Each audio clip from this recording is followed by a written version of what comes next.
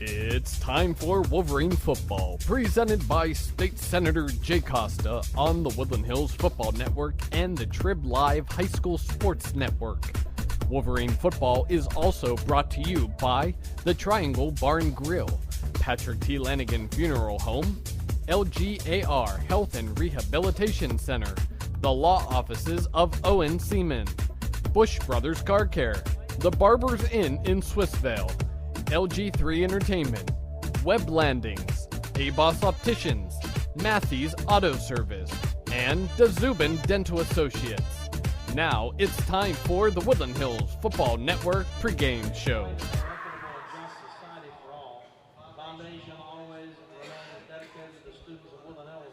It's a Wolverine Friday here in Turtle Creek, Pennsylvania. Eric Shuley on the call for you at the moment, alone, but soon to be joined by either Rick McIntyre or Adam Guskey later on in the game. Woodland Hills Wolverines taking on the Kiski area Cavaliers tonight. Kiski from the Northern Conference. This is a non-conference matchup for the Wolverines.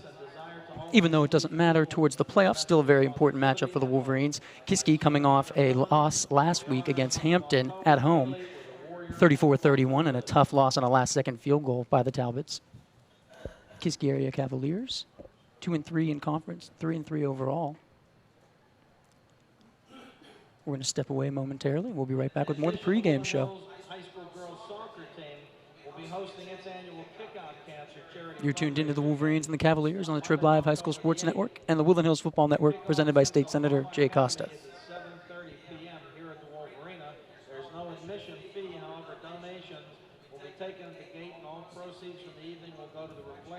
State Senator Jay Costa is proud to represent Pennsylvania's 43rd District since 1996 and is happy to support the Woodland Hills football team. If you have an issue concerning state government, contact one of Senator Costa's 3 local offices. Senator Costa's offices offer a variety of services for constituents. You can reach Senator Costa's Forest Hills office at 412-241-6690 or log on to senatorcosta.com. The Triangle Bar and Grill in Swissvale is a proud sponsor of the Wolverines and has been serving the Woodland Hills community for nearly 3/4 of a century. The Triangle, located on Monongahela Avenue, is the home of the Battleship, the sandwich that made Swissvale famous. Plus, the Triangle has a full menu of specialty sandwiches you're gonna love.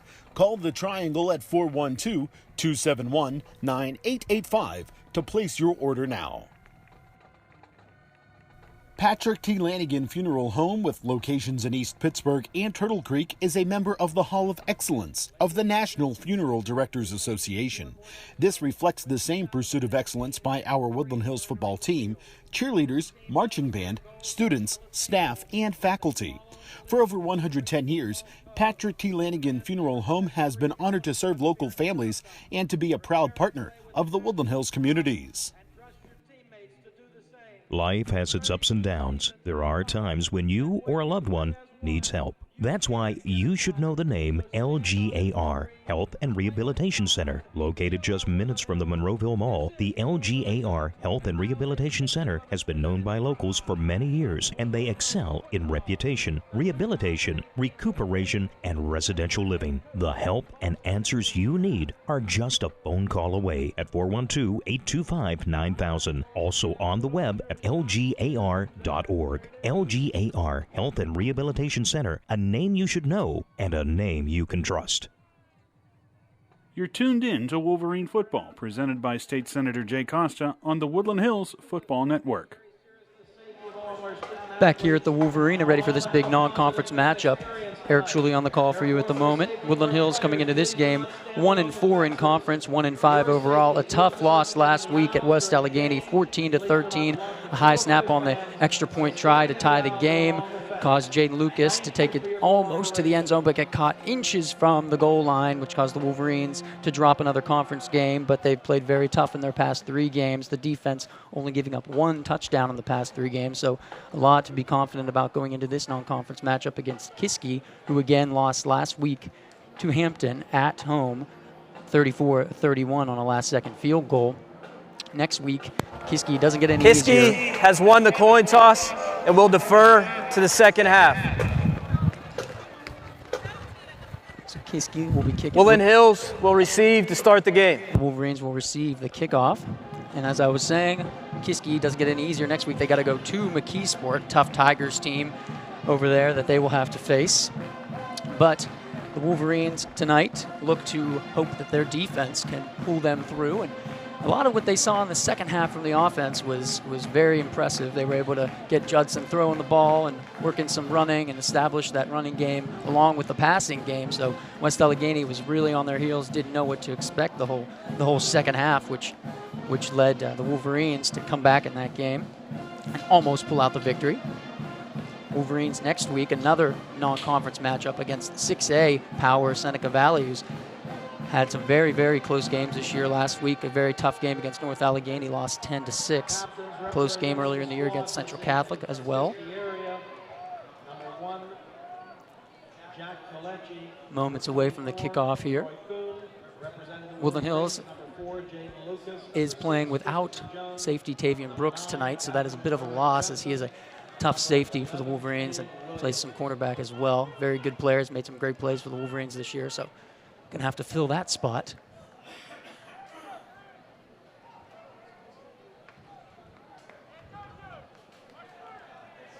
Nicholas Smith setting the ball on the tee for the Cavaliers. Anthony Meredith back to receive for the Wolverines.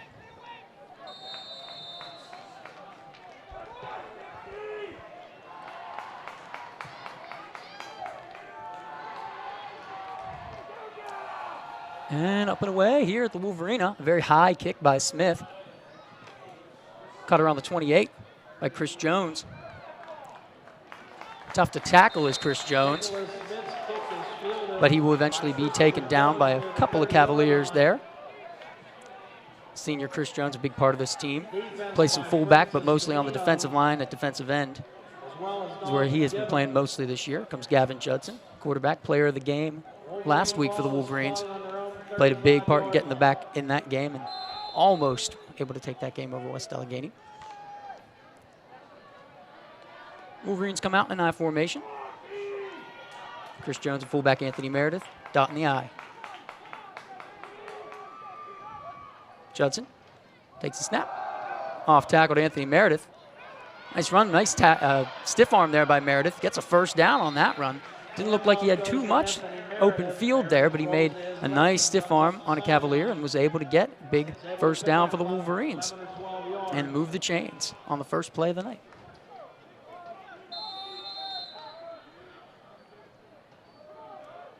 First and 10 Wolverines from their own 48. Ball at the 48 for the Wolverines. Jay Lucas, near side receiver. Had a big game last week for the Wolverines. Quick give to Chris Jones. Not much room to run there. He's going to get maybe two if the Wolverines are able to get a generous spot there. More importantly, though, he wasn't taken down in the backfield. It looked like it may be a loss or a no gain there. He was able to get a couple yards, grind a couple yards out for the Wolverines. As you can see, the Cavaliers got through quick there, but a couple missed tackles and some shifty running there by Christopher Jones enables him to get two. 2nd and 8 now for the Wolverines, right at midfield on the far hash. Judson under center. Give up the middle to Anthony Meredith. He's got some room along the right side. Nice tackle from behind by Troy Kuhn. 6'6", 205 senior for the Cavaliers, but a very nice run by Meredith, and the Wolverines get a first down there as it gets all the way to the 42-yard line of the Cavaliers. Officially in Cavaliers territory now, with 10:40 remaining in the first quarter.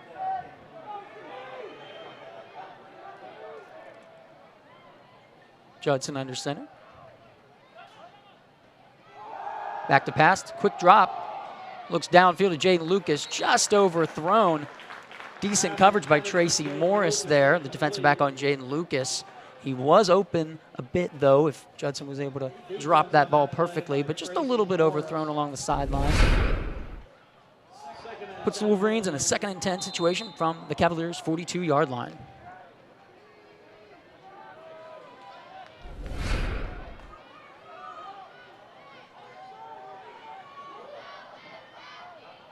Under center, Judson. Give up the middle to Anthony Meredith. Hard run there as he runs into the big Handoff goes to Anthony Meredith. Troy Kuhn for the Cavaliers. Down to the 37-yard line. Nice chunky yardage there. Defense on the play by Troy Kuhn. About 5 yards for Anthony Meredith. Takes him up to the 37. Well, they will have a pretty key 3rd and 5 here early in the game. Want to keep these chains moving. You're right about in that area where you might go for it on 4th down. We'll have to see what Coach Tim will do if the Wolverines are unable to convert here. Judson under center. Toss to Meredith. He's got some running room along the right side. There he goes at the 30, the 25, breaking a couple tackles down to the 20-yard line, inside the 20, into the red zone, and to about the 16, 17-yard line. They'll spot it at 17. Big run on the pitch there for Anthony Meredith. You watch the replay here, you can see he gets the pitch. He sees his hole. Some nice blocking there by the Wolverines. Caleb Brevard, Savon Givner, Chris Jones leading the way, and his speed and shiftiness enables him to get that first down and a lot more, carrying it into the red zone for the Wolverines. 1st and 10 now for the Wolverines at the 17. Judson under center. Give to Anthony Meredith. He's got a hole along the left side off tackle. Nice run, and depending on the spot, it could be another first down. They're going to put him about a yard short here at the 8. First down marker at the 7. So it'll be a 2nd and a short one here, approaching 9 minutes to go in the first quarter. Meredith, another nice run up the middle. Good blocking by the Wolverines. Lots of juniors and sophomores on that line for the Wolverines. Good sign for years to come. Early movement there from the Wolverines. That'll back them up 5 yards on a false start as a couple linemen left early. Prior to the snap, false start, offense, 5-yard penalty, remains 2nd down.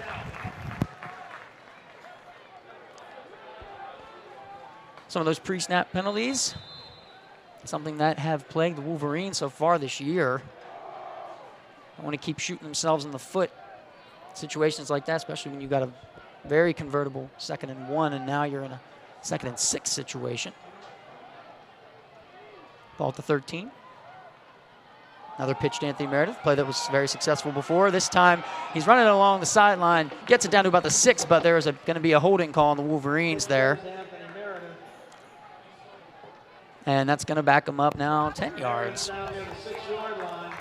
Holding on the offense, 10-yard penalty, remains 2nd down. So right as we mentioned, shooting themselves in the foot. They do it again as they had a 2nd and 1 right down at the 8-yard line. Now they're going to be pushed all the way back to about the 23, 24-yard line. They'll put them at the 24 after that hold. So now the Wolverines stuck in a second and long situation here. Judson still under center. Lucas and Rochelle as receivers. He's going to look to Davion Rochelle in the corner, and just overthrown as Rochelle dives for the ball, but there's going to be a flag. This might just be a pass interference. I'm not sure what else it could be. Looks like it'll be a pass interference on Tracy Morris. Hard to tell if he did grab Rochelle at all. See what the call is. Pass interference on the defense.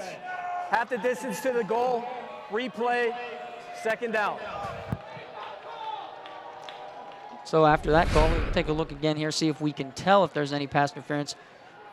Yeah, it looks like Tracy Morris was grabbing that. Yeah, it looked like he was grabbing that jersey of Rochelle, and that was enough to get the call there for the Wolverines. And certainly see things like that go without a penalty, but there the Wolverines are fortunate. 2nd down, give to Will Clark, and very nice tackle by Kuhn there, Troy Kuhn. A name I'm sure we will be mentioning a lot tonight, as he is a force on that defense for the Cavaliers. Comes through quick there to take down William Clark. Now the Wolverines are going to have a 3rd down and about 7 here, 6 or 7.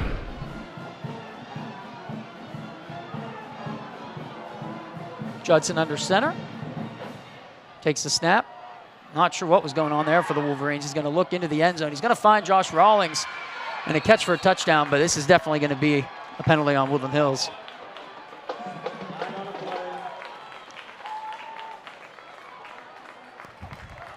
Illegal shift on the offense. 5-yard penalty from the previous spot. Replay, third down. Just too many penalties for Woodland Hills here, and you can see, the talent and athleticism of Judson, and he's got so much miscommunication on the line. The Cavaliers breaking through 4 or 5 of them right in his face. He's able to make that throw off his back foot, strong arm, and find the tall, strong Josh Rawlings in the end zone for a touchdown. But as I mentioned before, didn't get excited because I could tell that was definitely going to be an illegal shift on the Wolverines. Now puts him in a 3rd and 11, long 11. Gavin Judson in the shotgun. He's got some time. He's looking over into the end zone. I'm going to say over the middle, but just a little bit more towards the left there. And nobody was there. Luckily, couldn't be intercepted, but that puts the Wolverines in a 4th down and long. Looks like he's going to bring out, Coach Tim is going to bring out the field goal unit here as we look at the replay. Nobody quite there. Rochelle wasn't able to get there, just a little bit overthrown, but good coverage there by the Cavaliers, Tracy Morris. So the good opening drive for the Wolverines will result in a field goal attempt by senior Chucky Hanchett. Jaden Lucas, the holder, gets the hold down. Good. Chucky Hanchett, the kick is up. And it is good. Chucky Hanchett hits that field goal nice. And that puts the Wolverines up 3-0. After some tough penalties there, the Wolverines are able to cap off the drive with the field goal by Chucky Hanchett. About a 36-yarder. Check on that. Yeah, about 36 yards there on the field goal for Chucky Hanchett. So a very nice kick by Chucky Hanchett. Puts the Wolverines up 3-0. So it's Woodland Hills 3, Kiski 0 with 7:16 remaining in the first quarter. You're tuned into the Wolverines and the Cavaliers on the Trib Live High School Sports Network and the Woodland Hills Football Network, presented by State Senator Jay Costa. State Senator Jay Costa is proud to represent Pennsylvania's 43rd District since 1996 and is happy to support the Woodland Hills football team. If you have an issue concerning state government, contact one of Senator Costa's 3 local offices. Senator Costa's offices offer a variety of services for constituents. You can reach Senator Costa's Forest Hills office at 412-241-6690 or log on to senatorcosta.com. You're tuned in to Wolverine Football, presented by State Senator Jay Costa on the Woodland Hills Football Network. Back here at the Wolverina, taking a look at Chucky Hanchett, who just hit that big 36-yard field goal for the Wolverines after some tough penalties. Cost them some yardage there as they were going in to score a touchdown. Unfortunately, touchdown get called back for an illegal shift, but Wolverines cash in with a field goal. Morse taking the kickoff there, went back into the end zone, and he came out. I'm not quite sure that is allowed in high school football, but since maybe he took it into the end zone under his own power, they let it go. But nonetheless, Tracy Morris returns it out to about the 20-yard line. So that is where this Kiski Cavaliers offense will begin their first drive. We take a look again. It looks like it wasn't just his momentum. Maybe he willingly took it back into the end zone, so that's why the refs decided to let him go there and not just call it a touchback.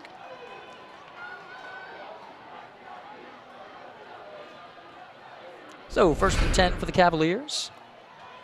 Quarterback Ethan Gershio is the backup, as Rin Wallace, the starter, is not dressed tonight.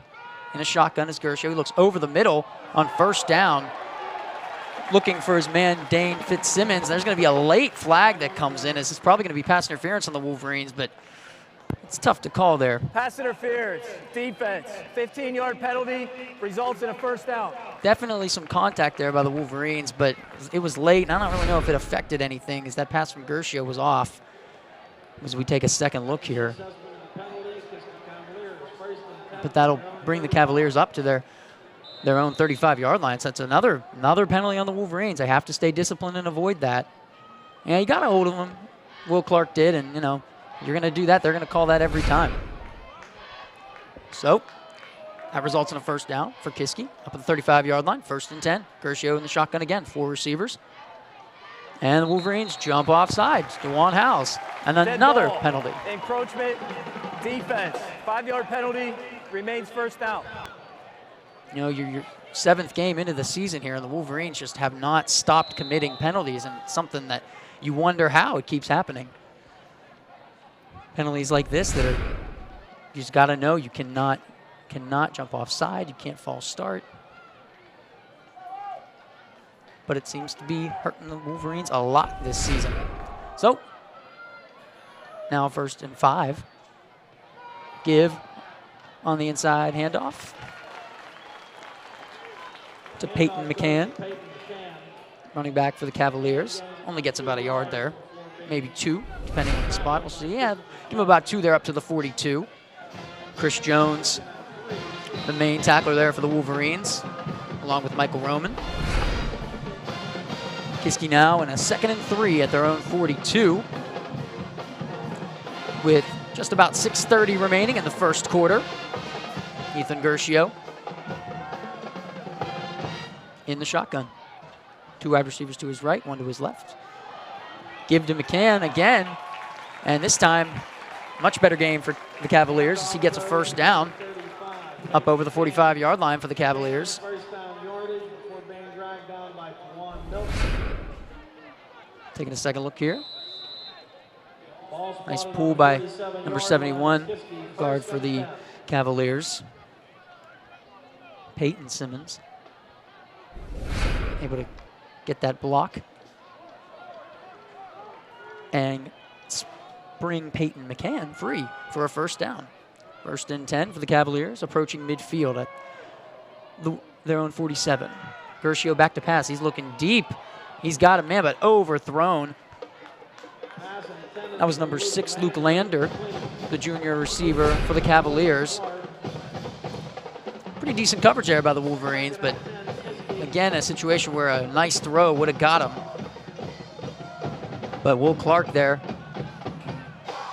pulling his hands back, does not want to get called for another pass interference as he did on that first play from scrimmage for the Cavaliers, which cost the Wolverines 15 yards.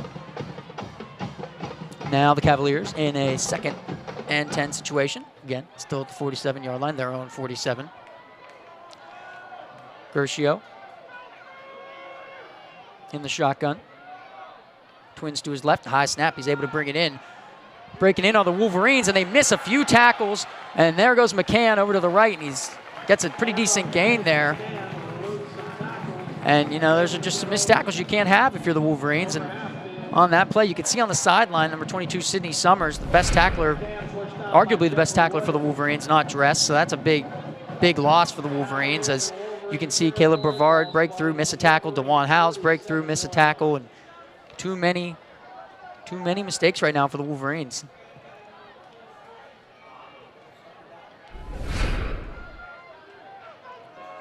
Third down situation. Gershio gets the pass off, and he is hit hard. Incomplete there.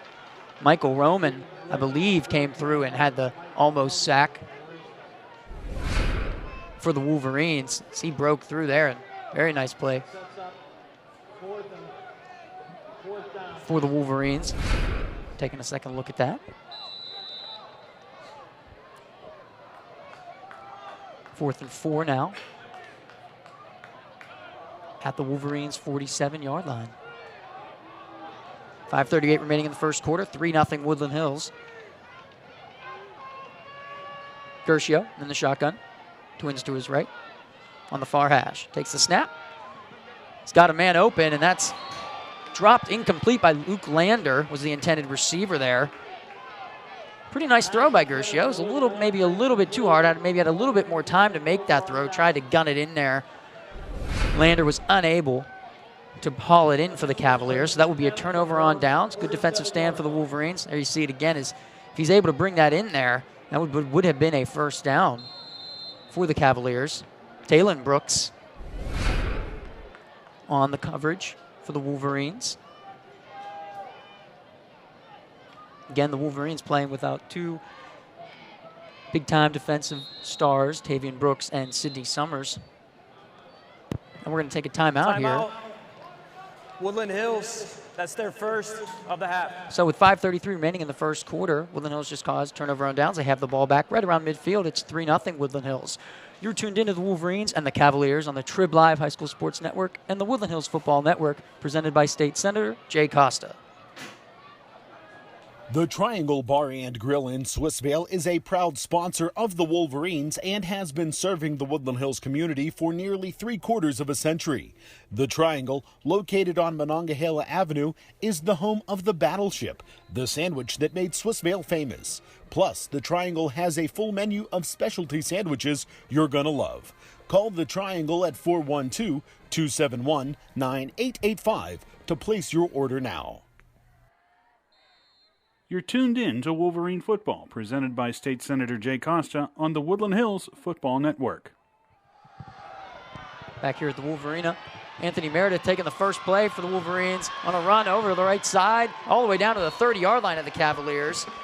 Again, back here at Turtle Creek, the Wolverines just caused the Cavaliers to turn the ball over on downs, and the first play after that, Anthony Meredith takes on a handoff, on a pitch from Gavin Judson, on that big cut all the way into Cavaliers territory. And Rick McIntyre now joins me on the color. Rick, nice to have you this evening. Thank you. I apologize for the tardiness tonight. Not a problem at all. So the Wolverines, big first down now at the 30-yard line of the Cavaliers. Gavin Judson under center. Quick give to Chris Jones, and a nice little hole there develops. Gets it up to the 25 for about 5 yards. Yeah, it's nice to see a little bit of ball movement here with the ground game with the Woodland Hills offense. Obviously, I just stepped into the booth, but first two plays, I'm seeing a lot of movement by the big dogs up front, creating some holes, getting downfield, making some nice blocks. 2nd and 5 now for the Wolverines. Gavin Judson under center. Waiting the snap from Jameer Ulmer. Give to Anthony Meredith. Off tackle, unable to break that initial tackle, and a couple Cavaliers were there on the stop. Justin Hessam among the Cavaliers there. Will put the Wolverines in a key 3rd and about 6. Again, it looked like somebody crashing down from the backside, gets in front of the pulling tackle there, cuts him off, doesn't get to get that block, gets in there, gets a hand on him, just enough of that tug to slow him down, to keep him from getting through that hole. Just under 4 minutes now left in the first quarter. Wolverines in a 3rd and 6 situation. Ball in Cavaliers territory at the 26. Judson in his shotgun. Like early movement there by Anthony Meredith, but nothing called. He's going to throw out to the right. He's got his man, and it's dropped. Jaden Lucas could not hold on to that one. Fantastic defensive play there by Luke Lander, the 175-pound junior for Kiski. Makes a nice read. You can see he checks to about his 2nd or 3rd receiver, puts a nice ball right on target. It's in his hands. Number 6 just gets around just enough to smack that ball out of his hands. Really good defensive effort there by Kiski. Lander, same man who dropped that almost 4th down conversion for the Cavaliers, so I'm sure he's glad to make that big play for them. Now puts the Wolverines in a 4th and 6 at the 26-yard line of the Cavaliers. Judson takes a shotgun snap. Looking down the left sideline. Great coverage by Tracy Morris of the Cavaliers there, basically pinning Rochelle to the sideline, and it will cause a turnover on downs. I kind of like the aggressive play call there. You know, I think Tim Boster was anticipating Kiski keying on something, you know, a short, quick hit. Goes for the whole 6. Really good coverage there. Good job by the quarterback for Woodland Hills to put that ball in a place where only the receiver's going to get it, or it's going to be an incomplete pass. Lovely evening here in Turtle Creek. Definitely some cloud cover, but we're up near 70 degrees here. It's about 90 in the box. Absolutely. And again, the Wolverines will jump into the neutral zone. Defense. 5-yard penalty. Remains first down.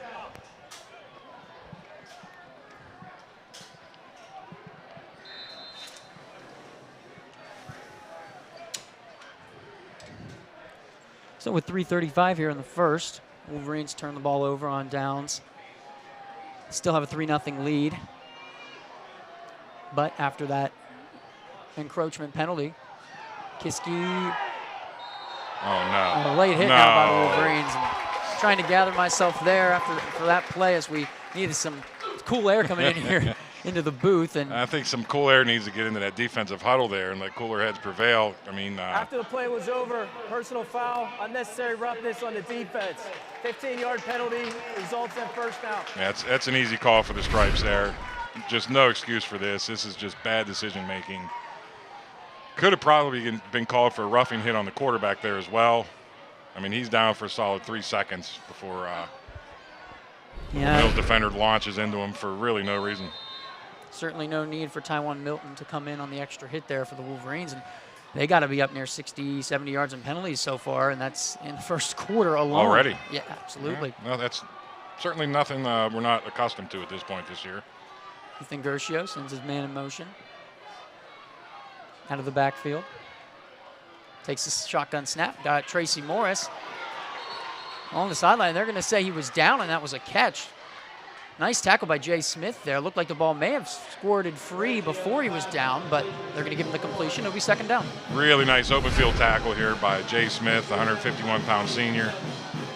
Makes a nice read, comes up, form tackles, gets to the legs. Nice. That was close to a fumble. Not the best angle here to see if his knee was down before the ball came out. I guess we got to give those the Zebras the benefit of the doubt there, but that was close. Very close, indeed.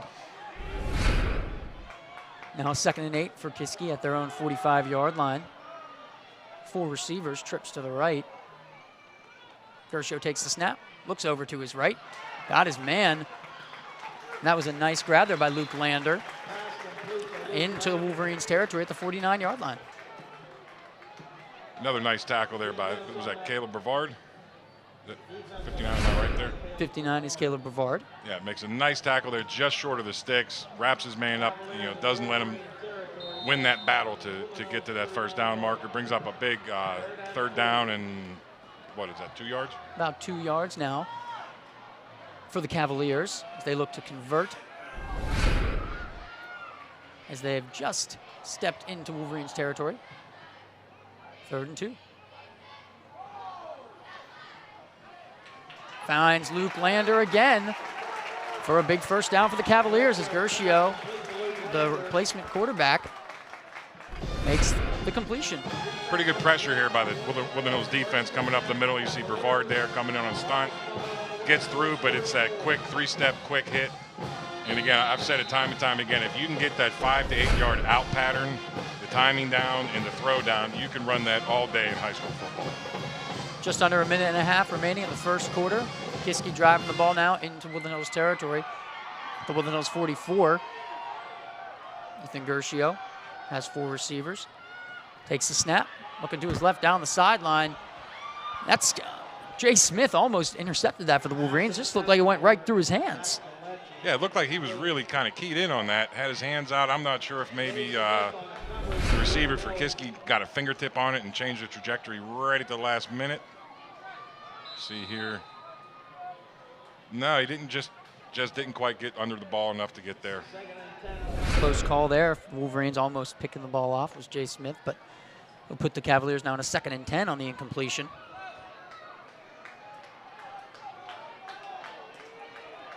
Gershio brings Peyton McCann to his left. Give to Peyton McCann right up the middle in a huge hole. And then still gets extra yardage for the Cavaliers inside the 40. Yeah, nice play call there by the Cavaliers. Really looked like they caught that Woodland Hills defense off guard a little bit, running that ball to the left side there. Like you said, there was a gaping hole. There's nobody there in the center again. That was actually run as a trap to the right side, and he saw a nice cutback lane because the Woodland Hills defense ran a stunt and got caught up in the wash from that left linebacker position. 3rd and short. Under 30 seconds now remaining in the first quarter. Give up the middle again to McCann, and he's going to fight through some tackles and get that first down for Kiski. Should be the last play of the first quarter. We'll see if they want to run one more play after this clock starts, after the change move. Yeah, nice individual effort here to break through a couple tackles and fight for those extra yards. Takes some pretty good licks along the way. Just gets enough to get that first down and move the chains. They don't look like they're in any rush to snap this ball. They're going to let the field switch sides and come back in the second quarter. So it's 3-0 Woodland Hills as last couple seconds tick off the clock, and we're going to step away for a moment and come back with the second quarter. You're tuned into the Wolverines and the Cavaliers on the Trib Live High School Sports Network and the Woodland Hills Football Network, presented by State Senator Jay Costa. Serving the Turtle Creek Valley and neighboring Woodland Hills communities for over 110 years, Patrick T. Lanigan Funeral Home now offers crematory services at their Turtle Creek location.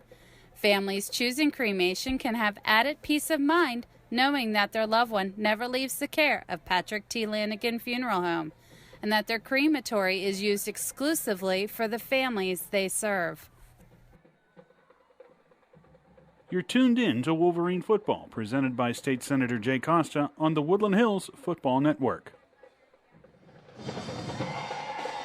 Second quarter about to get underway here at the Wolverine. Woodland Hills leads 3-0 on the Kiski area Cavaliers in this non-conference matchup. Eric Schuley along with Rick McIntyre here on the call for you in Turtle Creek. Woodland Hills shooting themselves in the foot a lot tonight. Too many penalties, too many defensive miscues, leading to this 3-0 Woodland Hills lead, which could be more. Next week, don't miss the Wolverines as they travel to Cranberry to take on the Seneca Valley Raiders in a non-conference matchup. 6A team is Seneca Valley.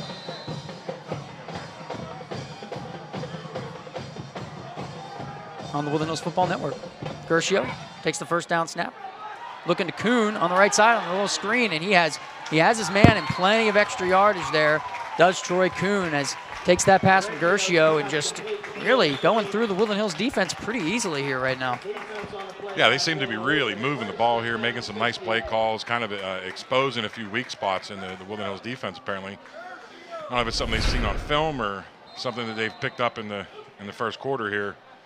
Nice downfield block there by number 6, Luke Lander. Just gets enough of that defender to open up that lane and get a big gain. Jaden Lucas was able to force Kuhn out there.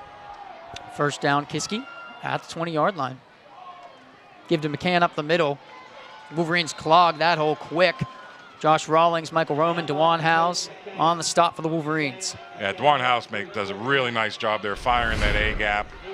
Really splits through 2 defenders, and he's set up there to be the trap man. So they're letting him go, but he does a good job getting upfield, getting low immediately. Doesn't let himself get scooped out to open up the hole. Second down and 11 for the Cavaliers on that loss of 1. Gershio trips to his left in the shotgun. Looked like some movement there by the Cavaliers along the line. Should be a false start.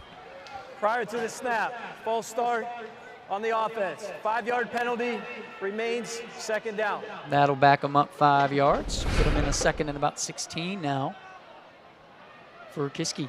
Yeah. Receiver. Wow, that's just inexcusable there. A couple guys look like they moved. Luke Lander looked like the main culprit there. Yeah, he took about 3 steps. Sam Albert, head coach for the Kiski area Cavaliers. Doesn't look happy with that penalty. Certainly not. Gershio in the shotgun formation. Gets the snap. And to the left, he's got a wide open Troy Kuhn. Almost breaking a tackle there. Not able to break that tackle of Jeffrey Williams, but still a nice gain for the Cavaliers. It really looks like this offense is kind of keying on that, what they call the flats area. It's about 5 to 8 yards downfield, to the left and right of the hash mark. It's a tough place to defend, as a secondary because you don't want to overcommit to that because then you're giving up the deep ball. Again, it's a difficult pass, a difficult throw for a high school quarterback. And there is a high risk because if somebody jumps the route, that's an easy pick 6. So we'll see how black jerseys kind of react to that and what kind of adjustments they make. 3rd and 3. Approaching 10 minutes to go until halftime. Gershio takes a snap. Quick out to Troy Kuhn. Got his man. Missed tackle by the Wolverines. Up inside the 10-yard line and keeps going. He's finally taken out of bounds by the Wolverines, Anthony Collins. That's going to be close to a first. Depending on the spot and the flag on the field. Looks like illegal procedure. Should back up Kiski. Illegal formation, 5 players in the backfield on the offense. It's a 5-yard penalty, replay 3rd down. Yeah, I saw the ref making the motion before the call. I figured it was either an illegal motion, illegal procedure, or he was pantomiming Proud Mary. Big wheel keep on turning. So that penalty will back the Cavaliers up 5 yards. It'll become a 3rd and 8 now, and Wolverines have to take advantage of that and get a big stop here on the Cavaliers. They would most likely go for it anyway, but this is huge to keep them from getting any yardage here on 3rd down. Yeah, that's a very helpful penalty. After a couple missed tackles, they give up a big gain. Gershio can to his right in the shotgun. Takes the snap, looking to his left. He's got Troy Kuhn, who cannot hold on to that ball, and they're going to have a late whistle there. And it looked like he maybe had possession of that. Is an incomplete pass. Yeah, my initial impression was that was an incomplete pass. He kind of got hit as he was catching it. And kind of an unfortunate break, but also a great play for the Woodland Hills defense here. They know they're keen on that flat, so they brought the safeties up, keying on it, coming out. Yeah, he didn't quite have possession. That's about as close as you can come, though. Most likely the right call there, but it's tough on a late whistle like that. You see, they blow the whistle after Wolverine picks up the ball and starts running with it. So for Kiski on the field goal attempt. Booming it, but it's no good. Wide right goes the field goal attempt by Nicholas Smith. Strong leg there, but not able to get it through, and the Wolverines will take over on downs. Very strong leg. That thing had the distance to go another 20 yards. A 35-yard field goal there. That is still going up as it crosses just right of the right upright. So definitely plenty of leg strength from Mr. Smith. That's going to be something to keep in mind for this Wolverines defense down the road. That kid looks like he can kick it from his own 10. Now the Wolverines will come out. They get the ball at the 20. As any missed field goal in high school, ball moves to the 20-yard line. Rodney Stubbs now in at quarterback for the Wolverines. Bit of a surprising move after Gavin Judson had a fantastic game last week for the Wolverines. We'll see what the plan for Coach Tim is here. Timeout, Woodland Hills. The Wolverines are going to take a timeout. With 9:44 remaining in the second quarter, it's Woodland Hills 3, Kiski nothing. You're tuned in to the Wolverines and the Cavaliers on the Trib Live High School Sports Network and the Woodland Hills Football Network, presented by State Senator Jay Costa. Life has its ups and downs. There are times when you or a loved one needs help. That's why you should know the name LGAR, Health and Rehabilitation Center. Located just minutes from the Monroeville Mall, the LGAR Health and Rehabilitation Center has been known by locals for many years, and they excel in reputation, rehabilitation, recuperation, and residential living. The help and answers you need are just a phone call away at 412-825-9000. Also on the web at lgar.org. LGAR Health and Rehabilitation Center, a name you should know and a name you can trust. You're tuned in to Wolverine football. Back here, the Wolverina. First down and 10 for the Wolverines. Jay Smith. Big first down run for the Wolverines, depending on the spot. They're going to mark him about a yard short. I think that's a pretty good call. On the jet sweep run by Jay Smith. Be about a 9-yard gain there. Maybe 8, depending on where they put it. About 9 yards.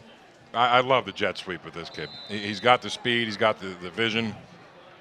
It's not a play you can you can go to too often, but every once in a while you catch the defense off guard and set up a nice 2nd and 1. Jay Smith definitely a fantastic slot receiver for the Wolverines. 2nd and 1 on the good spot there as we saw the replay. Will Clark taking the inside handoff. Nice first down run for the Wolverines. The Wolverines may have got away with one there. So it looked like it could have been 2 men in motion there right before the snap, that left back. Yeah, that's definitely, that should have been a penalty. A little bit of a blessing there for the turquoise and black. And we get a nice pickup as a result. Certainly a little break for the Wolverines. Hopefully they can just not let that happen next time. They'll make up for it. They're going to get another penalty to make up for that one. 1st and 10 for the Wolverines. Rodney Stubbs in the shotgun. Jay Smith in motion. Handoff to Anthony Meredith. Again, looked like there could have been a flag there, but for some movement by the Wolverines, no call. But a nice run on the inside handoff by Meredith. Gets about 7 yards. That's kind of a new wrinkle to the Woodland Hills offense in recent years. It's kind of a little misdirection here. They fake that jet sweep to kind of check the safeties.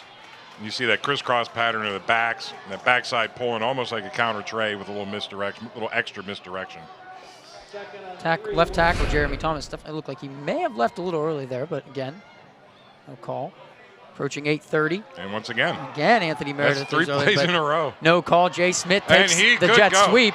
And that speed is going to be too much for the Cavaliers. Looking back here for any flags. I don't see any. Touchdown, Woodland Hills.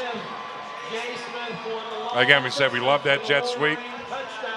And like I said, that kid's got the speed and the vision. He makes a really nice cutback there right away. That play's more or less designed to come around that outside. Makes a great cut right about here. Turn that upfield. He's got plenty of black jerseys downfield doing their job blocking. And the speed just does the rest. About a 59-yard run there for Jay Smith on the jet sweep. Chucky Hanchett in to attempt the extra point for the Wolverines.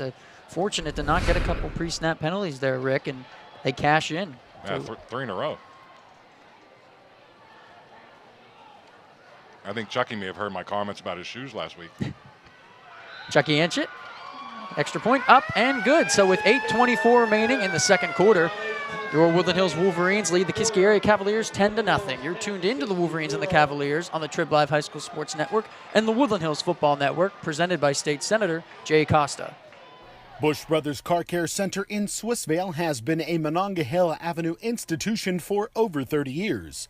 Bush Brothers is a full-service mechanic and tire shop for all types of vehicles. Whether you need mechanical work, an alignment, state inspection and emissions testing, new tires, or just an oil change, Bush Brothers is the place for you. Bush Brothers Car Care Center, Monongahela Avenue in Swissvale, or give Martin and Jason a call at 412-351-5342. You're tuned in to Wolverine Football, presented by State Senator Jay Costa on the Woodland Hills Football Network. Back here at the Wolverine, 10-0 Woodland Hills on that big 59-yard run by Jay Smith. As we take another look at that one. Gets that jet sweep. Yeah, Meredith took a solid 2-3 snaps before that ball was snapped. He definitely likes to lean forward sometimes. You see that a lot from Anthony Meredith. But Wolverines lucky to not get called there, and they cash in. That's what they have to do. Yeah, hopefully somebody up in that box across the way from us is spotting that on these plays and is going to sit him down and tell him, hey, look, you got the speed. You don't need that advantage. Exactly. He doesn't need that. We definitely don't need the penalties. Chucky Hanchett, ball is set at the 40, ready to kick it away. It's off at the 10-yard line, pulled in by the Cavaliers. Brings it up to about the 30-yard line. Nice 20-yard return there for the Cavaliers. That's Peyton McCann, the running back for the Cavaliers, who returns that kick. They will start their drive at right about the 30-yard line. So in the, as I said last week, in the win-loss column for the kickoff return, the 30-yard line seems to be the breaking point, whether it's win or loss. So I guess we'll call this a little bit of a draw. Certainly a part of that heartbreaking loss last week for the Wolverines was that 90-yard kickoff return for West Allegheny. I know that broke my heart. Hopefully they can tighten up on special teams from here on out. Ethan Gershio in the shotgun, trips to his right in the shotgun. Give to Peyton McCann, hit hard there by Michael Roman, coming right through the line, and a big hit in the backfield there, and a loss of about 2 for Kiski. Yeah, Mike Roman again playing just out of his mind on defense, as he does every week. Yeah, he's 182 pounds. There's times he plays like he's 250 pounds. Another one who does not shy away from contact as he comes rifling through there to make a big hit on McCann. Really nice read there to kind of sniff out the play and find that running back in the backfield. 7:45 remaining until halftime. Gershio on a 2nd and 12 in the shotgun.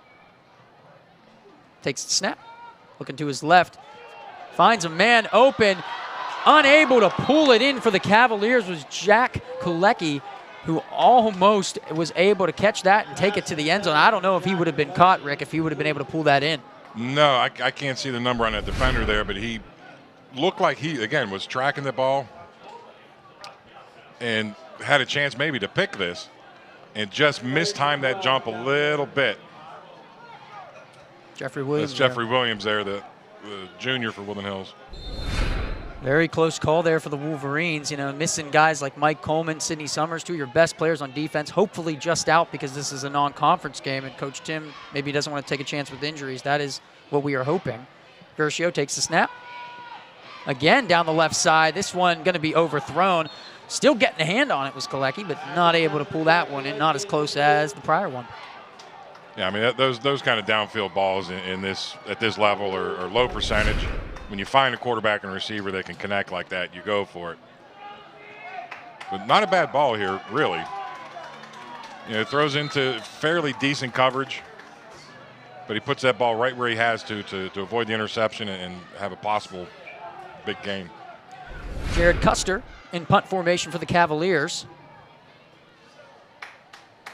They will punt from their own 27-yard line, 28-27. Gets the snap cleanly. Up and away on a nice punt there.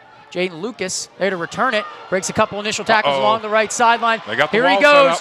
No penalties on the field. Jaden Lucas, and there's the penalty. Jaden Lucas going to take it into the end zone, but the penalty flag comes down again for the Wolverines. They just cannot help themselves, Rick.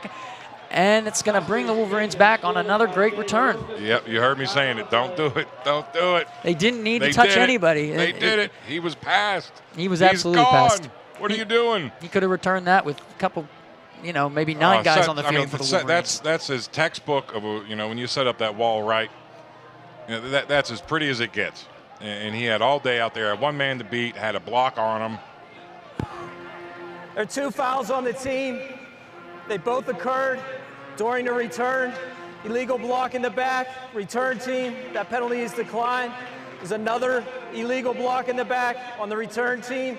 That'll be enforced 10 yards from the spot of the foul. Unfortunately, this is going to have even more of a massive effect than we thought at first. We thought this was going to come later. I didn't even see that initial flag. Yeah, I didn't see the flag in the backfield there.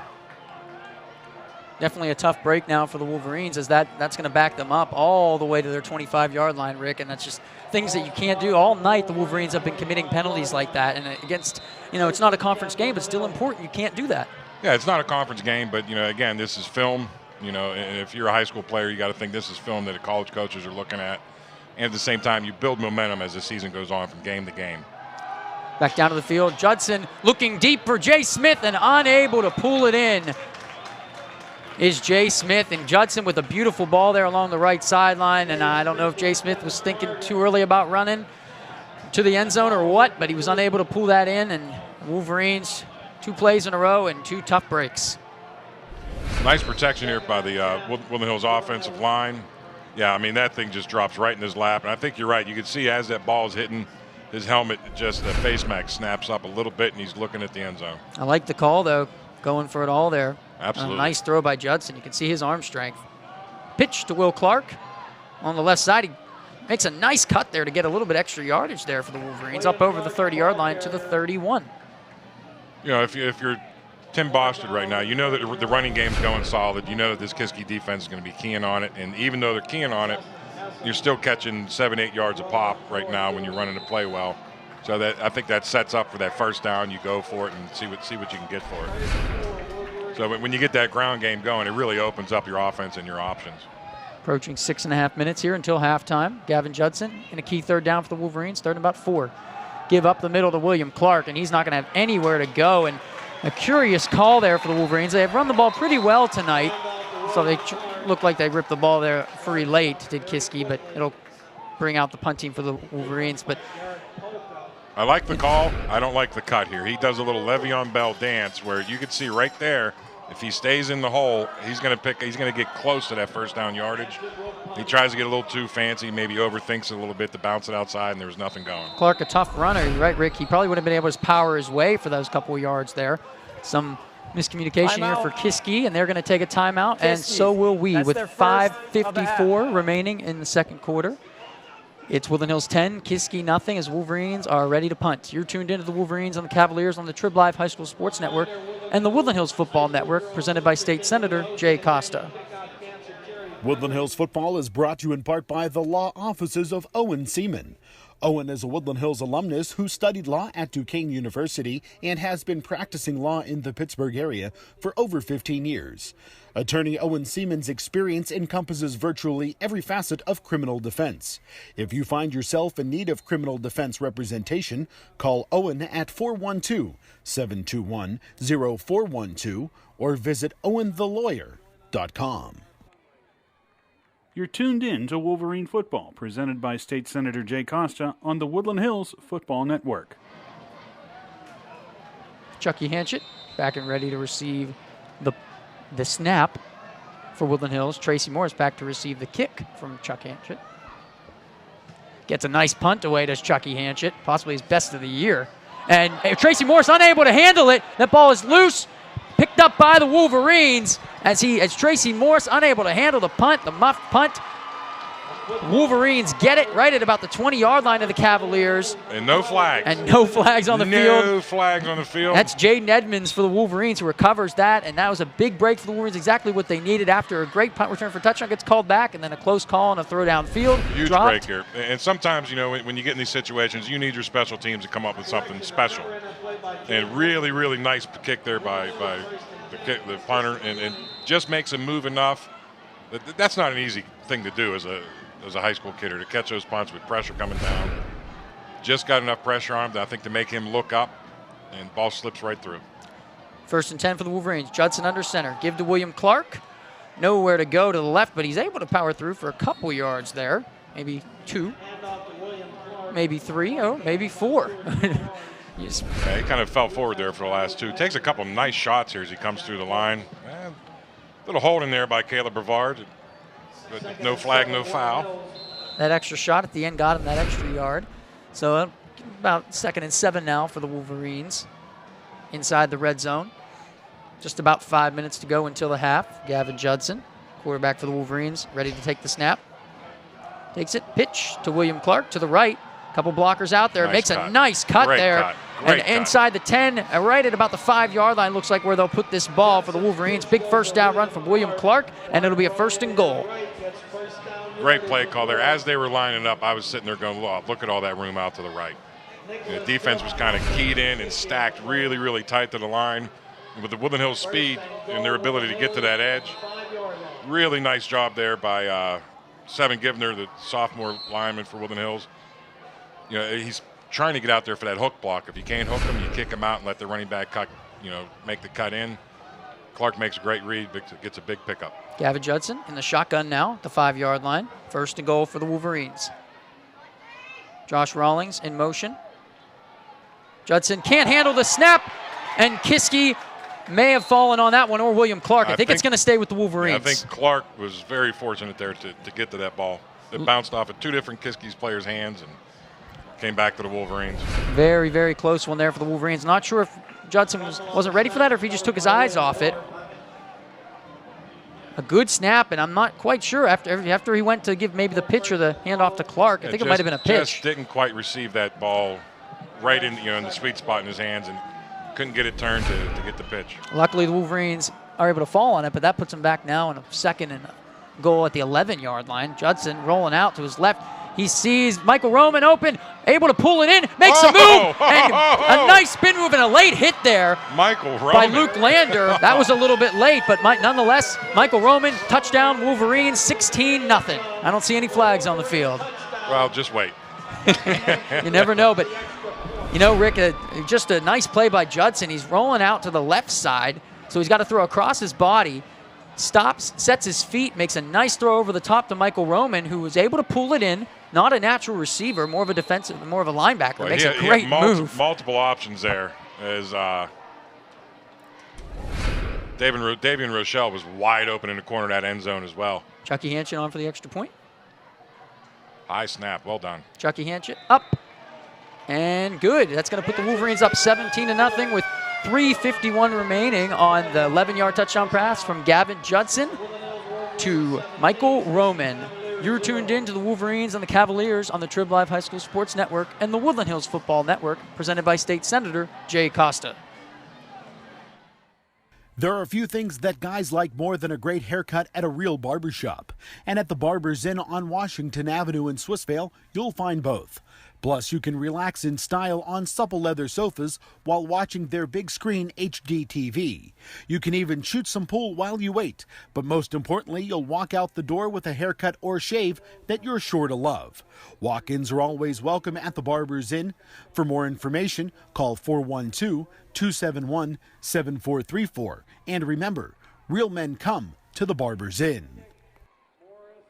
You're tuned in to Wolverine Football, presented by State Senator Jay Costa on the Woodland Hills Football Network. Michael Roman receiving the pass from Gavin Judson with a little spin move. Nifty spin move along the sideline. Gets it into the end zone for the 11-yard touchdown pass from Gavin Judson. Puts the Wolverines up 17-0. Taking a second look, it was one thing to pull in the ball, then one thing to stop his momentum from going out of bounds, then to make the spin move, and then receiving that late hit from some sour grapes there from Luke Lander. Hanchett, ball is set at the 40, ready to kick it away. It's up and away. Good kick. McCann back to receive for the Cavaliers. He's got a lot of running room up the middle, but a beautiful hit there. Tough hit there by Tywan Milton there of the Wolverines. Yeah, those are the kind of hits when you're a special teams player. You go to bed at night, Thursday night, dreaming about. You're holding your lane, doing what you're supposed to do, and just everything opens up, and you got a lane at that ball carrier, and maybe he ain't looking too well, not looking at you, and wham. Beautiful hit. Exactly what the Wolverines need on special teams. Nail it down and do not let anybody the rest of the year get any big returns. 17-0 Woodland Hills. 3:45 remaining until the half. Kiski starts this drive at their own 25. 1st and 10. Gershow gets the snap. Give to McCann. Nowhere to go. And he's going to get right back to the line of scrimmage. No gain. Pretty nice job there by DeJuan Howes. He's that trap man, and you can't let yourself, or actually I think that might have been Angelo Hodge. Yeah, see him right there. He gets a little bit high, but keeps his feet just enough to not let himself get blown out of the hole. Slows the play down just enough for the backside backer to come in and make the play. 2nd and 10 now for Kiski. Clock rolling, down to almost 3 minutes left. Gershow in the shotgun, trips to his left. Takes the snap, looking straight to his left. Now looking over the middle, and the ball was thrown definitely short, but Michael Roman almost had an interception there for the Wolverines. Yeah, the way he got up, he felt like he should have had it. That would have been a circus catch if he comes down with this pick. Behind him, over his head as he's running away from it, but would have been tough. We wouldn't put it past him, right? I can't think of too many plays this year and last year where I haven't seen number one around that ball when the black and blue are on defense. Certainly a force for the Woodland Hills defense, especially when you don't have guys like Sidney Summers, Mike Coleman, Tavian Brooks. Yeah, he's really got to step it up. It's a lot of strong players that are out this week. 3rd and long for the Kiski area Cavaliers. Looking over the middle, and that one's too high and too far for the intended receiver, Dane Fitzsimmons. And Kiski's going to have to punt now with 2:59 remaining until the half. That's a big defensive stand there for the Wolverines. Got the momentum going, after they get that punt return called back, and then, a big play downfield doesn't turn out, and they get that, the big break with the punt. Get the points on the board. Now they get them 3 and out, and they got a chance with 3 minutes left here to maybe make this game a little out of hand here before they go in for the half. Punter Jared Custer awaiting the snap. Sure, Jaden Lucas is hoping for another returnable kick here. Oh. Almost blocked there by the Wolverines. Jaden Lucas, a beautiful kick there by Custer, and he's unable to handle the punt. He muffs it, but he gets it back on the bounce. Luckily for the Wolverines, that would have set the Kiski area Cavaliers in great field position there, but he is able to cover it up. He didn't muffle it, man. He dribbled it. That's right. Next time he's going to go through the legs. It popped right back up to Jaden Lucas. Fortunately for the Wolverines, yeah, they will hold on to the ball really big here. Break there. It bounces right into his lap. Some ball security problems on both sides tonight. Woodland Hills will start now at their own 26-yard line, 1st and 10 with 2:48 remaining. Hopefully we see a little bit of that 2-minute drill we saw last week against West Allegheny at the end of the game. Gavin Judson takes the snap. Looking right side. He's got Jay Smith. He's got him. And he pulls it in this time. Does Jay Smith going down the sideline. No way you're going to catch him. If there are no flags, that's a touchdown, Woodland Hills. Wow, did you see him turn on the speed? 2 steps after he caught that ball. Running past Nicholas Delp. He had no shot at Jay Smith. We were talking about that speed earlier, Rick, and there he was just able to showcase it. Absolutely. Picture perfect ball here. Gets his feet set, hips turned into the ball. Nice motion, drops that nose right over the right shoulder. And right here, he drops it into 5th gear. Boom. Gone. 74 yards for the Wolverines. Judson to Smith. Puts them up 23-0 with the extra point pending. Low snap. Lucas able to bring it in, though. And up and good by Chucky Hanchett. So that puts the Wolverines up 24-0 on the Kiski area Cavaliers here in Turtle Creek with 2:36 remaining until the half. You're tuned into the Wolverines and the Cavaliers on the Trib Live High School Sports Network and the Woodland Hills Football Network, presented by State Senator Jay Costa. LG3 Entertainment is a first-class disc jockey and karaoke entertainment company that serves the Pittsburgh and surrounding areas. They offer a wide range of music entertainment for weddings, anniversaries, school dances, corporate events, and more. They also offer beautiful chair cover linen rentals to give your event the elegance it deserves. They offer many more services, so go to their website today and see why so many choose LG3 Entertainment for the best in family fun entertainment. You're tuned in to Wolverine Football, presented by State Senator Jay Costa on the Woodland Hills Football Network. 24-0 now. The Wolverines sprinting out to this lead.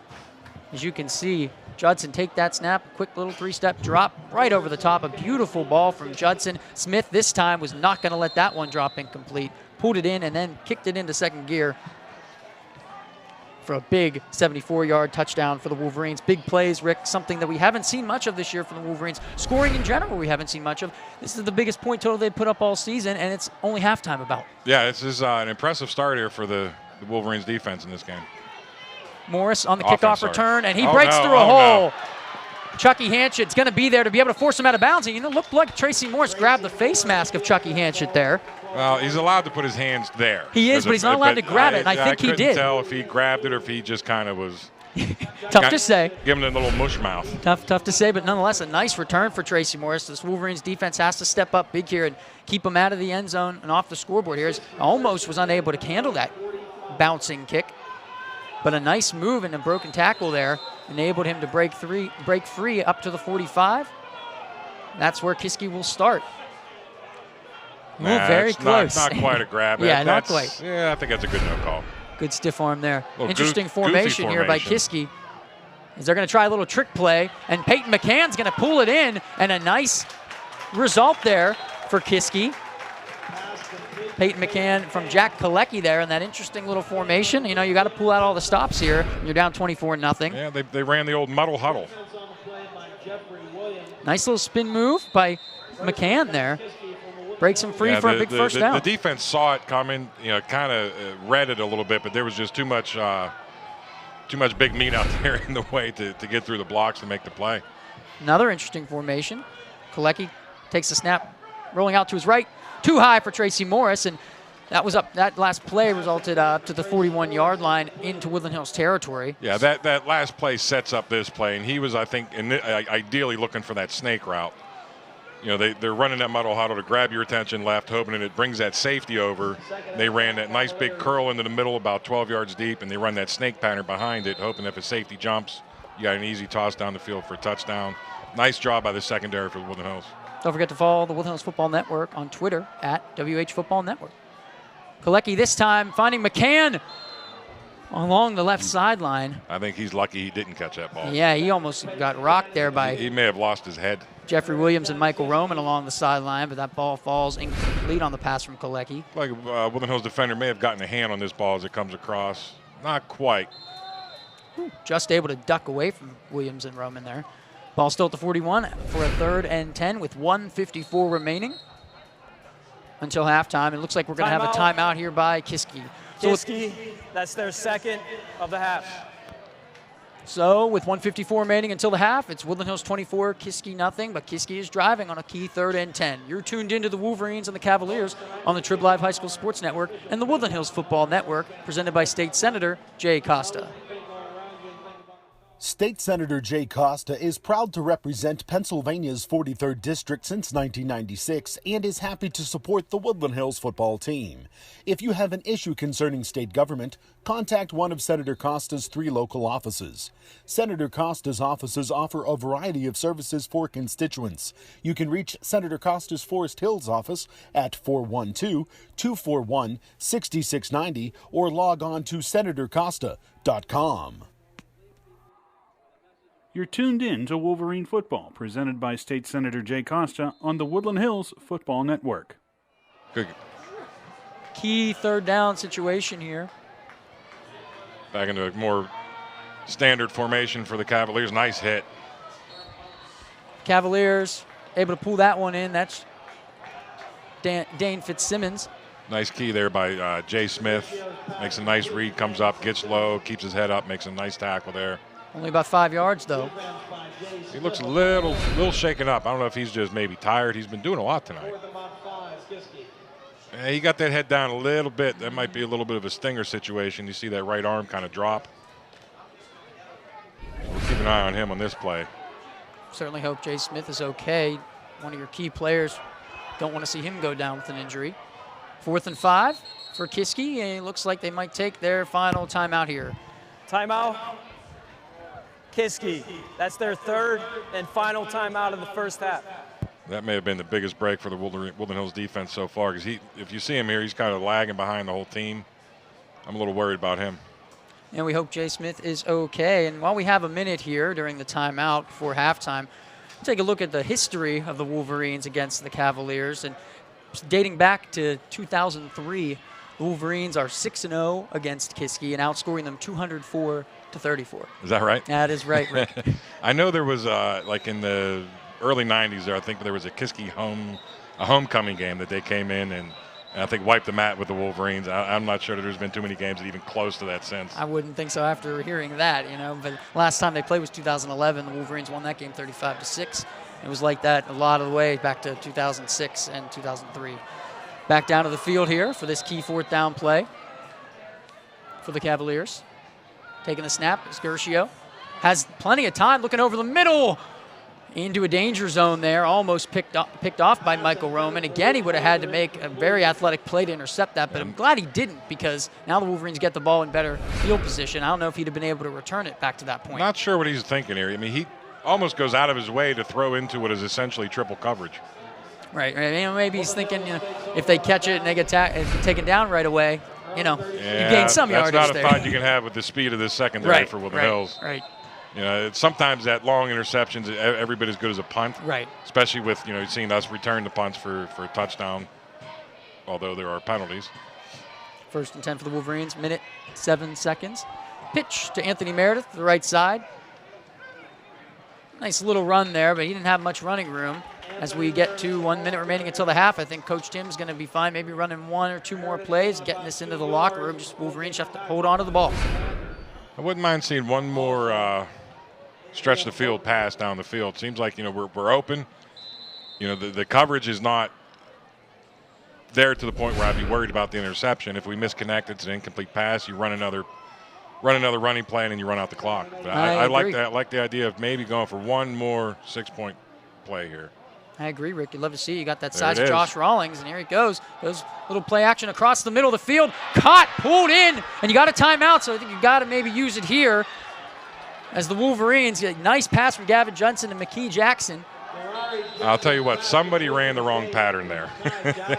I don't know if that was. Result of the play was a 1st down. After the play was over, Woodland Hills is using their final timeout of the first half. So the Wolverines do indeed use the timeout. You should not see 2 receivers converging on the ball that way, because that brings both defenders into play. Really, really nice job there, keeping his eye on the ball out there by the young Jackson, the junior. Another big play here, and boy, a lot of numbers here getting put up by the black jersey on offense this half. Yeah, as I mentioned, biggest point total in the year was 20 points against Bethel Park. They have surpassed that now at 24, and it's only about halftime. We'll take a look at the Allegheny 8 standings, the conference of the Woodland Hills Wolverines. West Allegheny stands atop after that tough loss last week. The Wolverines suffered to them at 4-1 overall and in conference. Upper St. Clair second, 5-1 overall, 3-1 in conference. Followed by Peters Township and Bethel Park tied in 3rd. Then Baldwin, Moon, Woodland Hills, and then Chartiers Valley rounds it out in the Allegheny 8. Back down to the field here. Wolverines have 22 seconds remaining until the half. Judson trips to his left, or twins to his left, excuse me, finds Josh Rawlings over the middle, wide open, a little bit short of a throw, causes him to stop himself, make the catch, pull it in, but the sticks have to move, so the clock is stopped at about 16 seconds. So the Wolverines, I would think, would spike this, stop the clock. That is the classic 96 pop. The tight end just run, quarterback find him, hit him wherever you can. Judson, and yeah, I think spikes. if he leads him a little bit, I think that could have gone. So did they bring out the kicker here? I think you take one shot at the end zone. Take one more shot to the end zone and then bring out Chucky? You're at the 11-yard line. You got a chance to just go get in the shotgun, throw one quick to the end zone. I would throw one up to Josh Rawlings, honestly. He's got such a height advantage over anybody in that secondary. You got to go for it. You're just going to keep him away from Troy Kuhn, the 6'6" defenseman for the Cavaliers. He's the only one that could maybe keep up with Josh Rawlings in terms he's of going the to jump ball. he's going to have man-to-man coverage here with a linebacker if he comes off the line. So that's going to be open there on the right side. They keep him in the block. Judson takes a snap, and he's going to get sacked, and that's going to end the half for the Wolverines. And you know, you got to get rid of that ball there, Rick. And he was in the pocket though, but you know, throwing up in the end zone maybe, but he didn't have much time. So the Wolverines aren't able to cash in on that final drive. That's the end of the first half. Gavin Judson is looking like he was hobbling a little bit. Hopefully he is okay. Take one more look at this play before we go to halftime. Nice job there to recover not a great snap. Yeah, he took a pretty good shot there as he was coming down. Big number, 63 to 224-pound freshman for, the 200-pound D lineman for Cavaliers kind of came in and gave him a little shot to the head. Yeah, so the Wolverines unable to cash in there, but they're still up 24-0 here as we head to halftime. We're going to take one more break here, but you know, Rick, the Wolverines really sprinting out to this lead. There have been problems along the way, but hey, they keep them off the board. A team that is in Kiski that is averaging 24 points a game. It's pretty impressive to keep them off the board. Yeah, so far the Wolverines are looking really good on both sides of the ball. Everything seems to be clicking. It seems like second quarter they got the penalty situation a little bit more under control. Obviously, a couple big ones on that punt return that got called back. Fortunately, didn't really hurt the Wolverines in the first half. 24-0 Woodland Hills as we head to the half. We'll be back to recap it real quick, and then we'll give it to the bands. You're tuned into the Wolverines and the Cavaliers on the Trib Live High School Sports Network and the Woodland Hills Football Network, presented by State Senator Jay Costa. Whether you need a new website or want to improve your existing site, Web Landings can serve your needs.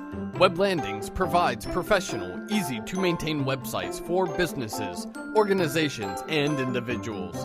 Discover more at weblandings.com and find out how editing your site can be as easy as using a word processor. Plus, we offer 1 year of free hosting for any website developed. Visit weblandings.com today.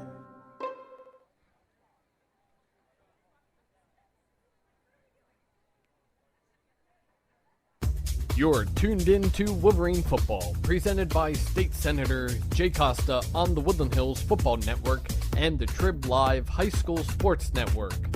Wolverine Football is also brought to you by the Triangle Bar and Grill, Patrick T. Lanigan Funeral Home, LGAR Health and Rehabilitation Center, the law offices of Owen Seaman, Bush Brothers Car Care, the Barbers Inn in Swissvale, LG3 Entertainment, Web Landings, A-Boss Opticians, Matthews Auto Service, and the Zubin Dental Associates.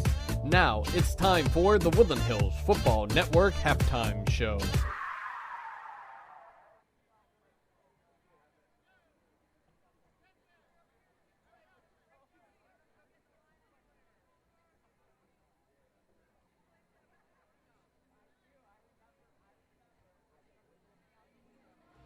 Back here at the Wolverina.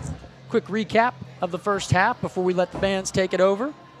Woodland Hills on their first drive was able to take it all the way down the field after a couple penalties that backed them up. They cashed in on a 36-yard field goal from Chucky Hanchett. Kiski's first drive resulted in a turnover on downs. Woodland Hills' next drive, another turnover on downs. Kiski, after that, when they got the ball back, they missed a field goal. Woodland Hills followed that up on their third drive with a 59-yard touchdown run by Jay Smith on the jet sweep. That put the Woodland Hills Wolverines up 10-0. After that, Kiski punted, Woodland Hills punted, but Kiski's Tracy Morris muffed the punt, and Woodland Hills recovered it, and on their fifth drive, they were able to get a nice touchdown pass, 11-yard touchdown pass from Gavin Judson and Michael Roman. And after that, Kiski went on 3 and out. And Woodland Hills was able to get a nice big 74-yard touchdown pass to follow that up to put them up 24-0. That is where we stand, almost able to get it into the end zone one more time before the half for the Wolverines, but they fell short after Judson was sacked there with about 10 seconds left. So it's Woodland Hills 24, Kiski 0 in this non-conference matchup here at the Wolverina. We're going to hand it over to the bands here, and when we come back, it'll be the second half here in Turtle Creek. It's Woodland Hills 24-0 over Kiski right now. You're tuned into the Wolverines and the Cavaliers on the Trib Live High School Sports Network and the Woodland Hills Football Network, presented by State Senator Jay Costa.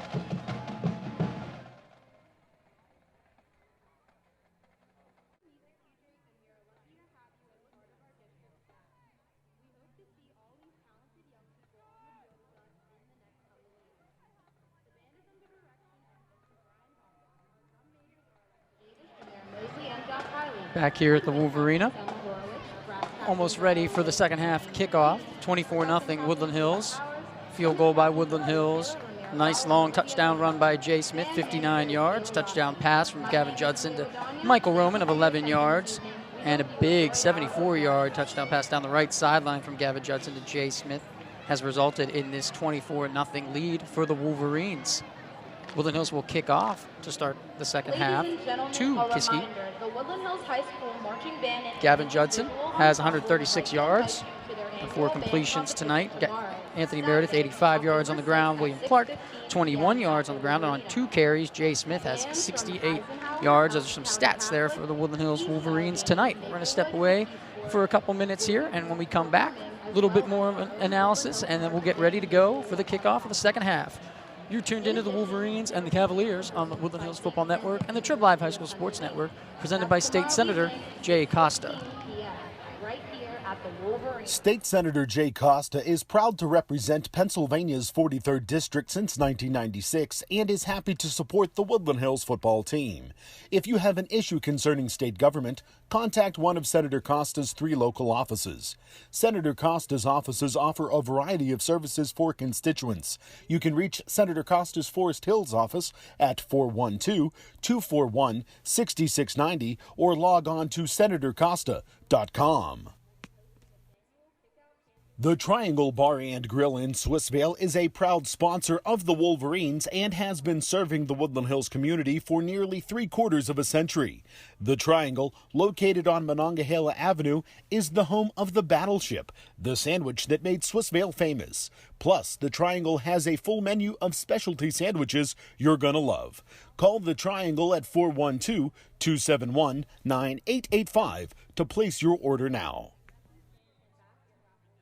Patrick T. Lanigan Funeral Home, with locations in East Pittsburgh and Turtle Creek, is a member of the Hall of Excellence of the National Funeral Directors Association. This reflects the same pursuit of excellence by our Woodland Hills football team, cheerleaders, marching band, students, staff, and faculty. For over 110 years, Patrick T. Lanigan Funeral Home has been honored to serve local families and to be a proud partner of the Woodland Hills communities. Life has its ups and downs. There are times when you or a loved one needs help. That's why you should know the name LGAR, Health and Rehabilitation Center. Located just minutes from the Monroeville Mall, the LGAR Health and Rehabilitation Center has been known by locals for many years, and they excel in reputation, rehabilitation, recuperation, and residential living. The help and answers you need are just a phone call away at 412-825-9000. Also on the web at lgar.org. LGAR Health and Rehabilitation Center, a name you should know and a name you can trust. ABOS Opticians on Braddock Avenue in Braddock is your one-stop optical shop. With hundreds of the latest frame styles and lenses, the skilled opticians at ABOS will help select and fit the best eyewear option for you. Plus, ABOS Opticians is the best eyewear repair facility in the area. No matter what your eyewear needs are, make ABOS Opticians at 412-271-4424 or visit abosopticians.com. Dawn and John at Matthews Auto Service have been serving the Turtle Creek Valley for over 40 years. In addition to being a full-service gas station, Matthews offers oil changes, state inspection and emissions testing, new tires, and light mechanical work. Matthews Auto Service, Monroeville Avenue in Turtle Creek, or call them at 412-824-0940. Thanks for tuning in to the Halftime Show on the Woodland Hills Football Network and the Trib Live High School Sports Network. Woodland Hills Football is presented by State Senator Jay Costa. Wolverine Football is also brought to you by the Triangle Barn Grill, Patrick T. Lanigan Funeral Home, LGAR Health and Rehabilitation Center, the law offices of Owen Seaman, Bush Brothers Car Care, the Barber's Inn in Swissvale, LG3 Entertainment, Web Landings, A-Boss Opticians, Matthews Auto Service, and the Zubin Dental Associates. Now it's time for the second half. Back here at the Wolverina, Eric Schuley along with Rick McIntyre, now Adam Guskey. Adam, glad to have you with us. Well, I'll tell you, they'll let anybody in this press box. That's what they say. Just about ready here for the kickoff as Woodland Hills will kick off up 24-0 on Kiski. Seems like I missed a good bit of fireworks. Hopefully they continue in the second half. Absolutely, Adam. They've had some big plays, something that Rick and I were talking about. Haven't had much of this year. Shooting themselves in the foot certainly with those penalties. They can't go away, but still able to put 24 points up on the board and keep Cavaliers off the board. Pretty impressive so far. Yeah, I think looking for this in the second half from the Wolverines, continue to build on this defensive presence they've got this so far tonight. They want to keep that goose egg on the board, and I think from offense, I think we're going to see a lot of Anthony Meredith and a lot of Clark just running the ball, grinding the clock, just trying to pick up the sticks. Kick up and away by Chucky Hanchett. Tracy Morris back to return. He retrieves the kick right about 5-yard line. Coming near side, taken down by the Wolverines. Looks like Jaden Lucas there on the tackle, mainly for the Wolverines. Ball out to about the 22-yard line, 23-ish. The kickoff team's been looking pretty good. They've been holding them for the most part inside the 30. There was that one little anomaly late in the second quarter. They missed a couple tackles, let that break out to almost the 50. But so far that the bomb unit's holding it down. Good news on that one. Fortunately, Chucky Hanch was able to force the runner out towards the boundary. Yeah, by his face. he took a heck of a stiff arm to the grill. 1st and 10 for the Cavaliers. Man in motion. Lander. The 23-yard line is where the Cavaliers start. Takes a shotgun snap, looking to his right. Has Tracy Morris open. Makes a nice cut inside. In the middle of the field is where Cavaliers have a first down, a gain of 11. It looked like Morris just found a nice little soft spot in the zone there. Looked like it was about 8-10 yards downfield. Just does that little soft curl, soft end to the inside. Quarterback gets a little bit of pressure, sees him opening up though, and puts a pretty nice ball on him. That was a pretty favorable spot after watching the replay. It didn't look like he got much past the 33, and they spot that ball on the wrong side of the 34. Yeah. Movement there by the Cavaliers. Right to the snap, the false guard. start, offense. 5-yard penalty, remains first down. Number 71, Peyton Simmons there. Got a little eager. Back up the Cavaliers 5 yards to their own 29. That's nice to see, when the flag comes out, to see the other team marching backwards.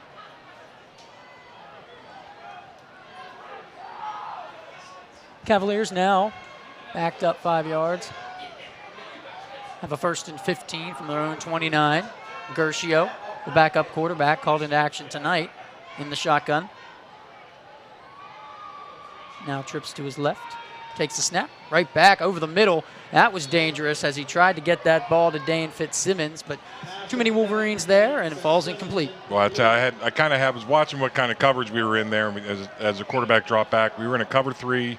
Jaden Lucas there from the safety position read that play all the way, was making a nice step up to get there, and he just, for whatever reason, I think he saw his own defender coming, paused for that half second. If he takes one more step forward, I think he could have had that and got some yardage. Similar circumstance to what we saw at the end of the second quarter, where that quarterback throwing into multiple coverage, and Roman almost comes out of there with the football. 2nd and 15. for the Cavaliers on the near hash. Brings Kalecki in motion. He gets the give. On the right side, a big gain there for Kalecki, and that's not something you see too often. Stringing out the Woodland Hills defense, using their speed and getting a first down. We'll see where the spot is. I think they're going to maybe spot him about a yard short. He should have been at least a yard short from where he went out of bounds. Yeah, it looked like Jeffrey Williams got the ball carrier and spun him out of bounds right there at that 43. Using the jet sweep there, something the Wolverines have done very efficiently tonight.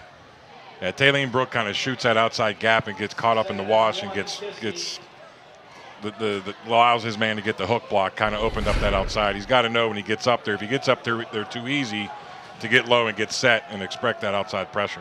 3rd and 1 now for the Cavaliers at their own 43. Key if they're going to mount a comeback. Up the middle to McCann, and he is going to be short. Hit hard by a couple Wolverines. Josh Rawlings in there mainly for the Wolverines, and that's going to put him now in a 4th and 1. No gain. Yeah, Rawlings stepped up, makes a nice play there. The whole defensive line looked like they had a half step on the ball, on the white jerseys when that ball snapped. They really came out firing here and get some nice penetration. Don't allow that backside trap to get there, which allows Lucas to come in and make that nice tackle.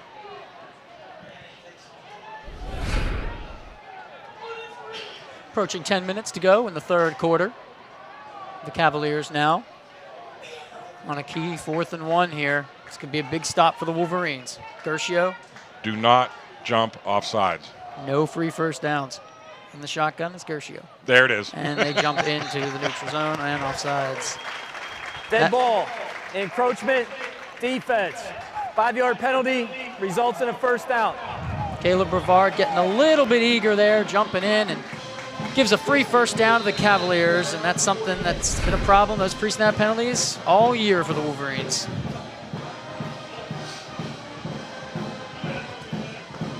Yeah, I mean, I like being aggressive, but that's just a mental area. You got to keep your eye on that ball. Results in a first down for Kiski at their own 48-yard line. Tracy Morris comes in motion. Give to him on the jet sweep. He's not going to have as much luck as Kalecki did as he gets hit hard, and the ball comes loose. And it's going to be picked up by the Wolverines. Michael Roman, I think he may have been the one who pulled the ball out as well. I think you're right there. He was definitely the one making the tackle. I couldn't quite see him get his hands on the ball. But Mike Roman, again, with another great effort, makes a nice read here to get to the outside, sees that the jet sweep coming. And, yep, just gets enough. Boy, that kid is tenacious. I'd like to see a test at his hand strength. Because how many times have we seen him with one hand on somebody, twice his size almost, and is able to bring him down? Yeah, Jay Smith had the ball carrier around the waist and then just ripped out of there by Roman, and he got the fumble recovery too. Very good effort there by the Wolverines. Team effort to get that ball free. Now in their possession. Ball at the 32-yard line of Kiski. Rodney Stubbs in at quarterback. Give to Anthony Meredith. Nice little gain over the left side on the off-tackle run. Yeah, this is where, I don't know if you remember these games, Adam, but when you got a nice lead and you know coach is going to be going to the run a lot as the offensive line, these are the series where you start taking some pride. That's for sure. And really start chopping at them and grinding them down. For sure. You stop sitting on your heels a little bit. You lean a little bit more forward. The defense knows you're coming at them, and you might as well just come at them. Yeah, the stakes on the table, you know. You're getting hungry. You want to start bashing some kids. Gain of 3. Ball now at the 29-yard line. Stubbs under center. Gets the snap. Again, give to Meredith. Left side. Nice little cut up. Gets a couple more there. Maybe about a gain of 1, depending on the spot. Yeah, that play just took a little too long to develop on the left side there. It allowed that backside defensive pressure to get there and not allow for any positive yardage.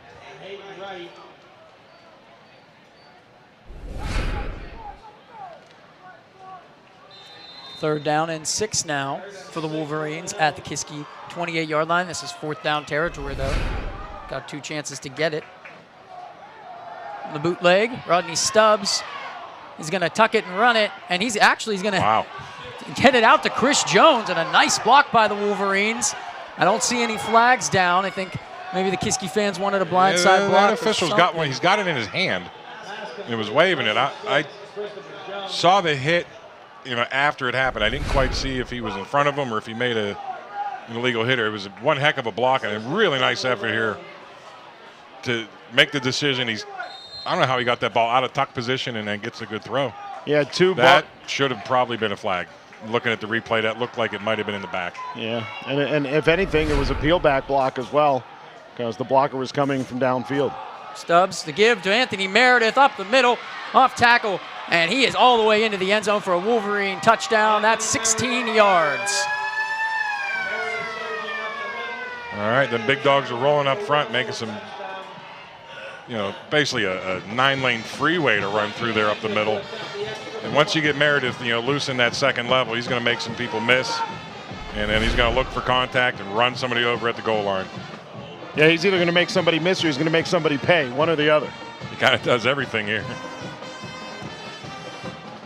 Big touchdown run by Anthony Meredith, 16 yards.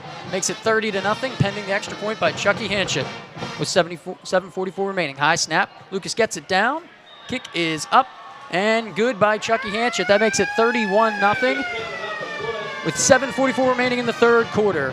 You're tuned into the Wolverines and the Cavaliers on the Trib Live High School Sports Network and the Woodland Hills Football Network, presented by State Senator Jay Costa.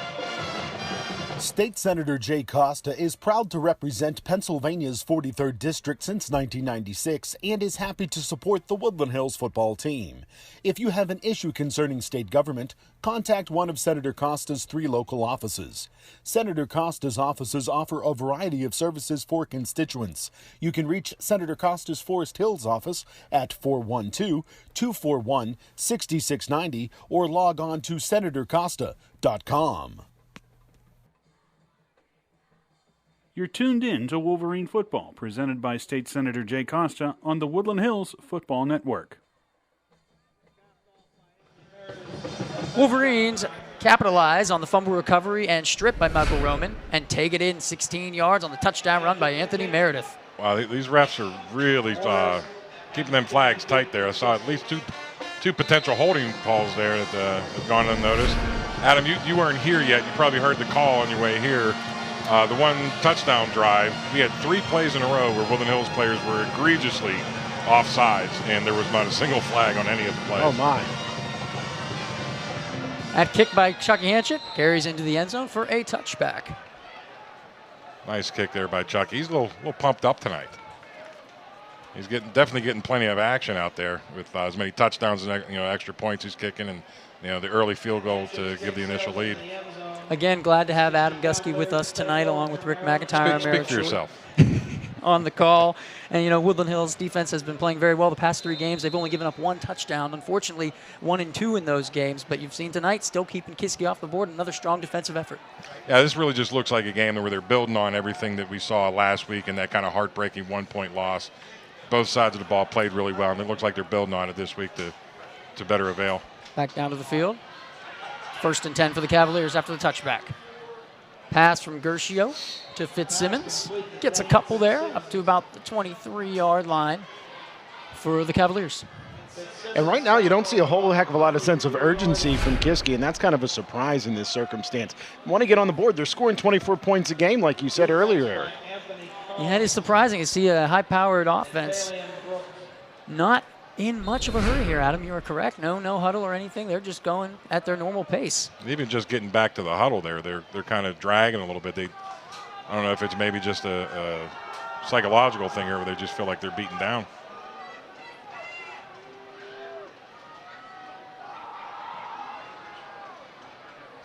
Snap to Gershio on the shotgun, looking over the middle, and this one's going to be almost picked off by William Clark. It would have been a very nice one-handed interception if he was able to haul it in, but it falls incomplete. And had he caught that football, there was so much room in front of him. I mean, he may not have scored, but he certainly would have taken that ball down towards the 10 at minimum. Yeah, I'm not sure. It looked like somebody may have got his hand on the Cavalier quarterback's arm as he threw that ball, maybe caused a little bit of misdirection on that errant throw. There's that muddle huddle. Kiski on the 3rd down and 8. Kalecki in the backfield. He doesn't have anywhere to go, but he's going to reverse his field. Fine. He's got Tracy Morris open on the sideline. He's able to get it to him. He's still running around in the backfield. Taken down. There's a flag. We'll see what it could be, if it's maybe an illegal man downfield or something like that. I'm going to go ahead and guess that's a holding. Or a holding. Indeed, could be. Which that would be 10 yards from the spot, correct? In high school, yes. So that's going to take them back pretty far. Holding on the offense. That penalty is declined. 4th down. Good call by Coach Tim there, in my opinion. Just make him punt it now. Yeah, probably the right call there with the down and distance as it was. I like the aggressive play call here by the Wolverines. This is a formation we've seen a couple times here from Kiski, and they've had some success. Woodland Hills said, hey, if you're only going to put 3 guys up there to block, we're going to send 5 guys and make you get rid of the ball. And I actually misspoke earlier. I misread my notes. And the Kiski Cavaliers have scored at least 24 points in every game. They're averaging 30 points per game. So not much of a difference, but it makes it even better for the Wolverines defense. Absolutely. And that's going to be a high snap over the head of Kiski Cavaliers punter, Jared Custer, and it's going to go through the back of the end zone for a safety for the Wolverines and make it 33-0. Seems like all the things we've seen go wrong for the Woodland Hills Wolverines the first couple weeks of the season seem to be going in their favor now all of a sudden. So it's nice to see a little positivity on the field for the black and blue. And that's an opportunity for Custer to get coached up a little bit. I mean, in that instance, you got to kick that ball out of the back of the end zone. The penalty results in a safety. And if you get rid of the ball through the back of the end zone, it's a safety. It doesn't really matter. But if you keep that ball in play and the Wolverines cover it up, it's 6 more points. Right. Take what you're saying, basically just take the safety, knowing that's the best possible result. Once that ball's in the end zone, you can't control it. Very good point, Adam. Unfortunately, we've seen that, as Rick said, on our side too many times this year, situations like that. But ends in 2 points for the Wolverines. Don't forget, visit Woodland Hills Football Network, our website, www.woodlandhillsfootballnetwork.com, for all the coverage all year long. I want to thank our webmaster, Lee Schaefer III, for setting up our live broadcast on our website this year, so you have a one-stop shop so you can listen or watch our live broadcast right on our website.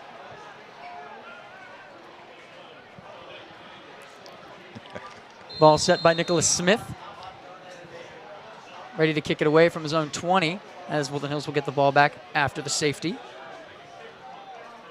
6:11 remaining in the third quarter.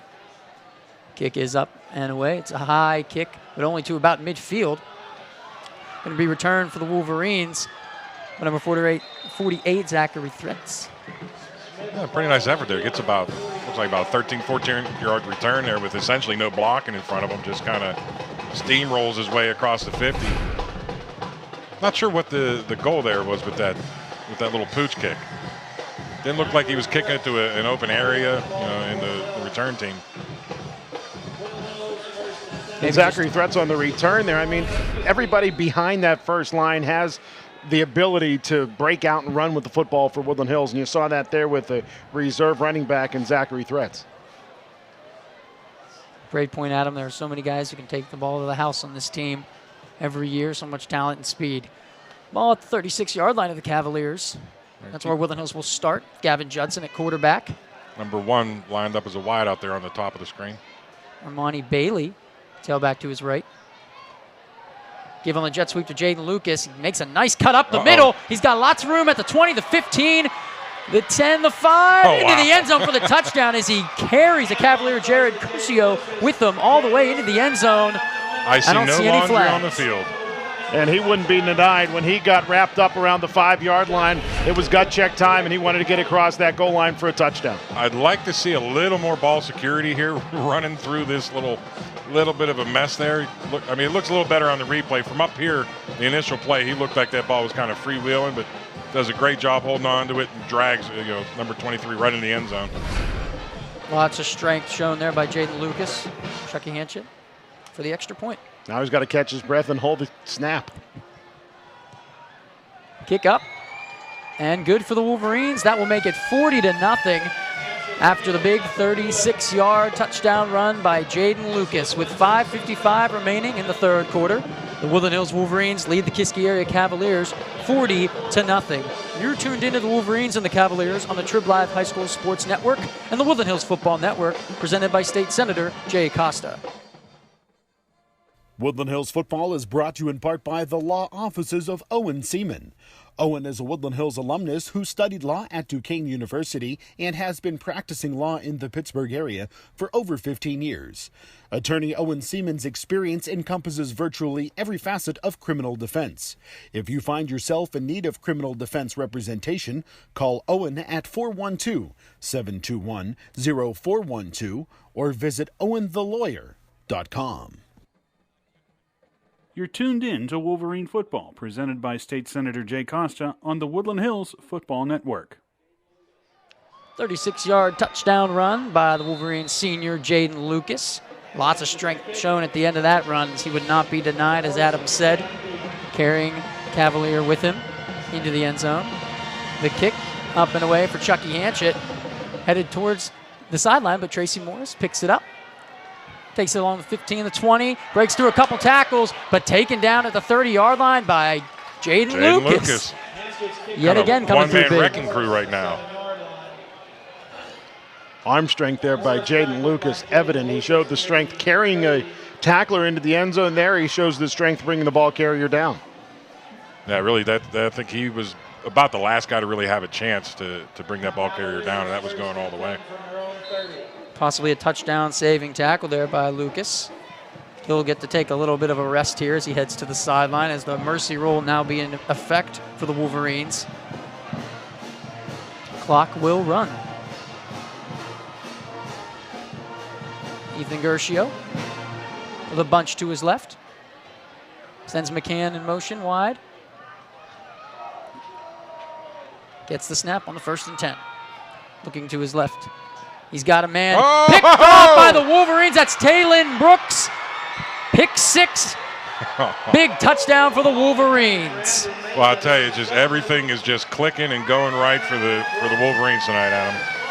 And right there, Taylon Brooks, he just read the play, read the quarterback's eyes, broke on the football, and into the end zone he went, much to the joy of Athletic Director Ron Corsi. Yeah, like we were saying this earlier, every game I say, if you can hit these short 5 to 6 yard outs with the right timing patterns, they're there almost all the time. The risk is if the defense starts keen on it and starts jumping that route, this is exactly what happens. About a 30-yard pick 6 there, about for the Wolverines. Taylon Brooks, the sophomore, very talented. Another interception for him on the year. Had another one at Peters Township earlier in the season. Chucky Hanchett, the extra point. Up and good, which makes it 47-0 Woodland Hills. With 4:53 remaining in the third quarter, Woodland Hills Wolverines lead the Kiski area Cavaliers 47-0. You're tuned into the Wolverines and the Cavaliers on the Trib Live High School Sports Network and the Woodland Hills Football Network, presented by State Senator Jay Costa. The Triangle Bar and Grill in Swissvale is a proud sponsor of the Wolverines and has been serving the Woodland Hills community for nearly 3/4 of a century. The Triangle, located on Monongahela Avenue, is the home of the Battleship, the sandwich that made Swissvale famous.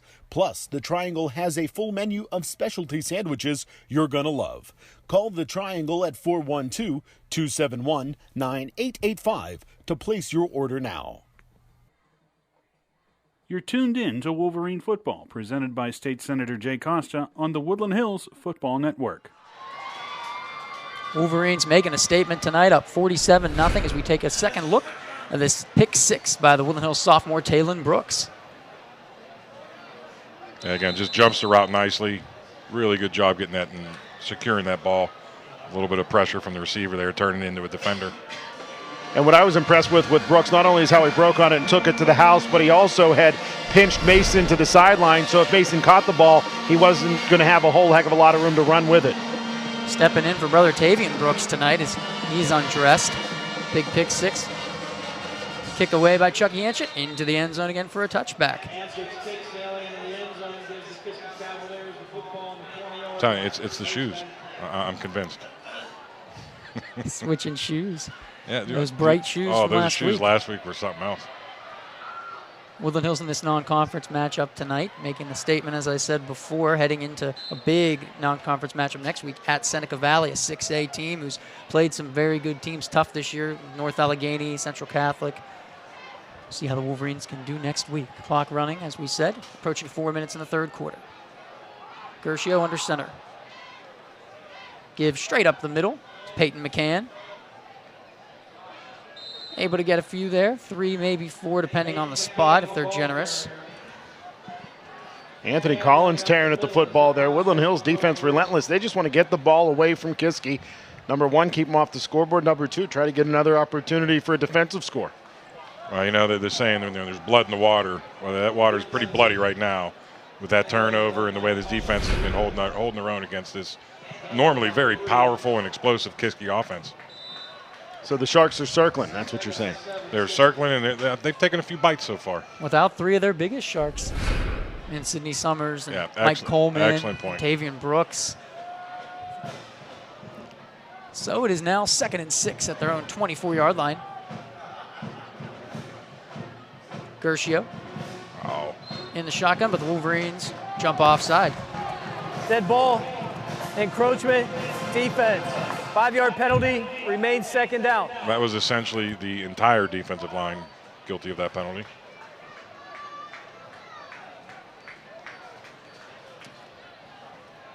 That may be a consequence of, just being too excited to try to get that football. Yeah, a little too amped up.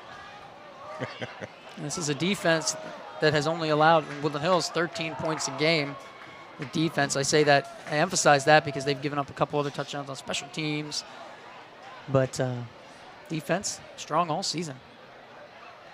Snap to Gershio. Little swing pass out to McCann. Hit hard about the 29-yard line. And McCann is down. Take your time. Thank goodness he gets up. It looked like he may have had to stay down there for a little bit longer.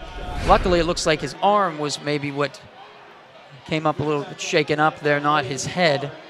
Again, that, like we saw Jaden Luke, or forget who it was for the Wolverines, came up a little shaky. Smith. Jay Smith. Sometimes when you get that hit to the head, it gets you that little stinger down through the shoulder, and that right arm it's not a fun feeling. Don't forget to tune in next week as the Wolverines travel to Seneca Valley to take on the Raiders. First time in a long time Woodland Hills travels up to Cranberry. Give quick up the middle from Gershio to McCann. Gets a couple yards as we approach the end of the 3rd quarter. Yeah, Kiski kind of looks just kind of ready to run the ball up the middle. Whatever happens, happens, and allow that clock to just keep running around him. I don't think they're going to go to the air again. I mean, it's been so precarious since the end of the 2nd quarter into the beginning of this 3rd quarter. Woodland Hills taking the ball away and having so many opportunities to do so where they didn't come up with it. First down, Kiski. Gershio takes a shotgun snap, dropping back. Looking over the middle, has McCann hit very hard and quick by Tywon Milton for the Wolverines. And nice read there by Tywon Milton there. Makes a nice read, comes up, puts a big lick on this receiver, was it the running back that kind of slipped into that middle there, a little bit of a Texas route. Nice job by Peyton McCann to just hold on to that ball and his head at that point. A couple of plays in a row where McCann just gets tattooed. And the kid gets back up and just goes back to the huddle. He has been seeing the ball a lot tonight, McCann. He's going to be sore in the morning. Gershio takes a snap under center. Give up the middle. Nowhere to go. No gain for the Cavaliers. That time, I believe it was not Peyton McCann. No, Hayden Wright was like Hayden Wright. Yeah, he was the back there. He just runs into a black wall of black jerseys there right at the line of scrimmage.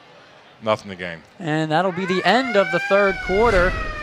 Woodland Hills on top of Kiski right now, 47-0. You're tuned into the Wolverines and the Cavaliers on the Trib Live High School Sports Network and the Woodland Hills Football Network, presented by State Senator Jay Costa. Serving the Turtle Creek Valley and neighboring Woodland Hills communities for over 110 years, Patrick T. Lanigan Funeral Home now offers crematory services at their Turtle Creek location.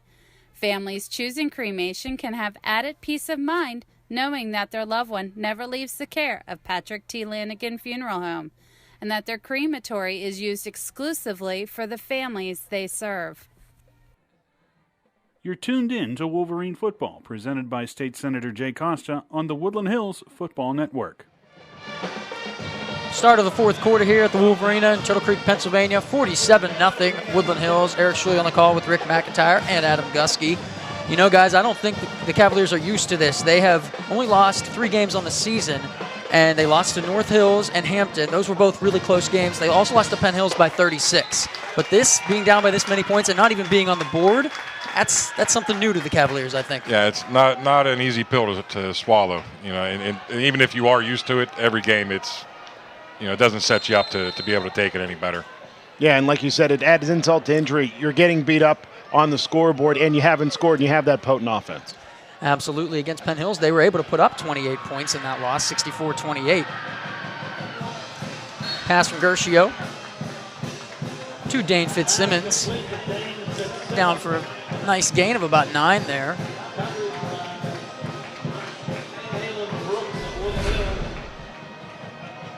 And that'll bring up a 4th down and about 1. Boy, if he just leads him a little bit more there, I think he's definitely got enough there to pick up the first down and move the chains. Yeah, he had a decent step on the defensive back, Taylor Brooks there. So 4th and 1, and this late in the game, down by 47. Certainly Kiski's just going to go for it. Why not? Gershio takes the snap. Out to Fitzsimmons. This time, first down on a little pass out to the left. Breaking tackles all the way down into Woodland Hills territory to the 40-yard line. Well, that play was set up some really nice downfield blocking at him as he kind of just kicks that out to the outside. And when the replay comes up here, you're going to see a lot of really good effort here by the Cavaliers to get some downfield blocks and allow this play to happen.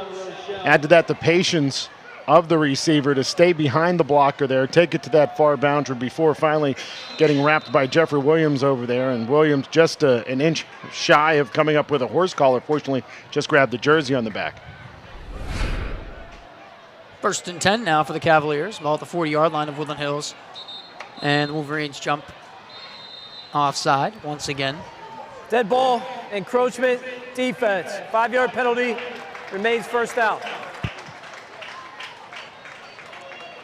Yeah, again, it's something we've been looking at all year is the number of penalties.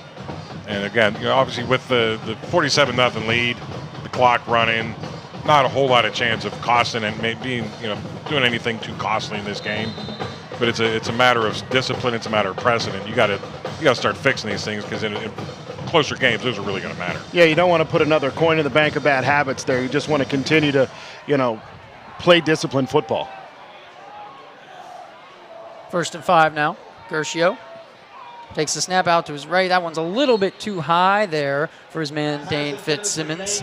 Even though they're down 47-0, Gershio has done a good job stepping in for Reen Wallace, the typical starter for Kiski. He's made some decent throws tonight, and it's tough to come in on your first start against this Woodland Hills defense. I've been very, very impressed with this young man.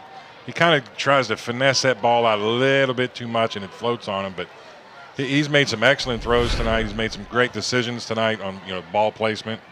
The pick six, there was just not much he could do there. Made the right ball, just made the right decision. Defender just jumped the route. Clock under 9 minutes and rolling here. 2nd down and 5 for Kiski.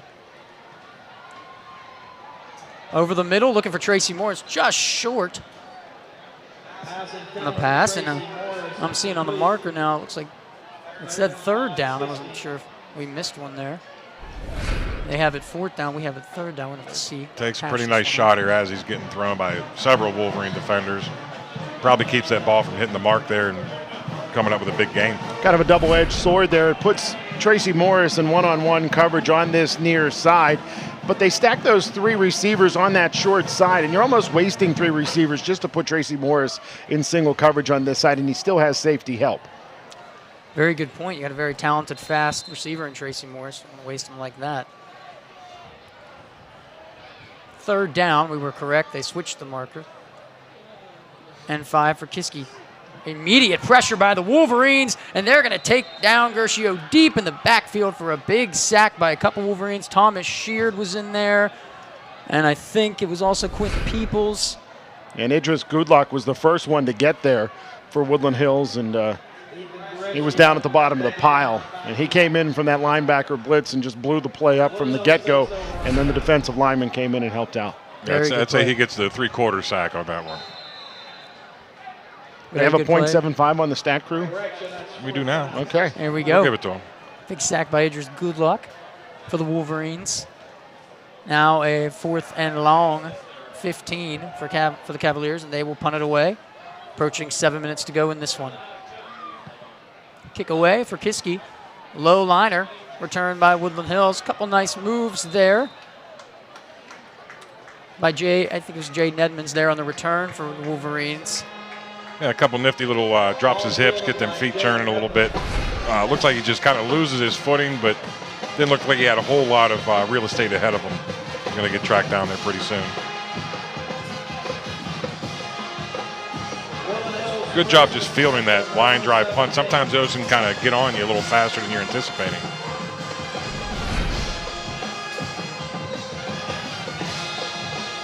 So the Wolverines now will start 1st and 10 with about 6.5 minutes left. It looks like we might see a timeout here.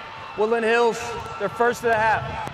Yes, we will. Timeout by the Wolverines. Maybe get a few more underclassmen in the game. We'll see what Coach Tim is thinking. With 6:36 remaining in this one here from the Wolverina, it's Woodland Hills 47, Kiski nothing. You're tuned into the Wolverines and the Cavaliers on the Trib Live High School Sports Network and the Woodland Hills Football Network, presented by State Senator Jay Costa.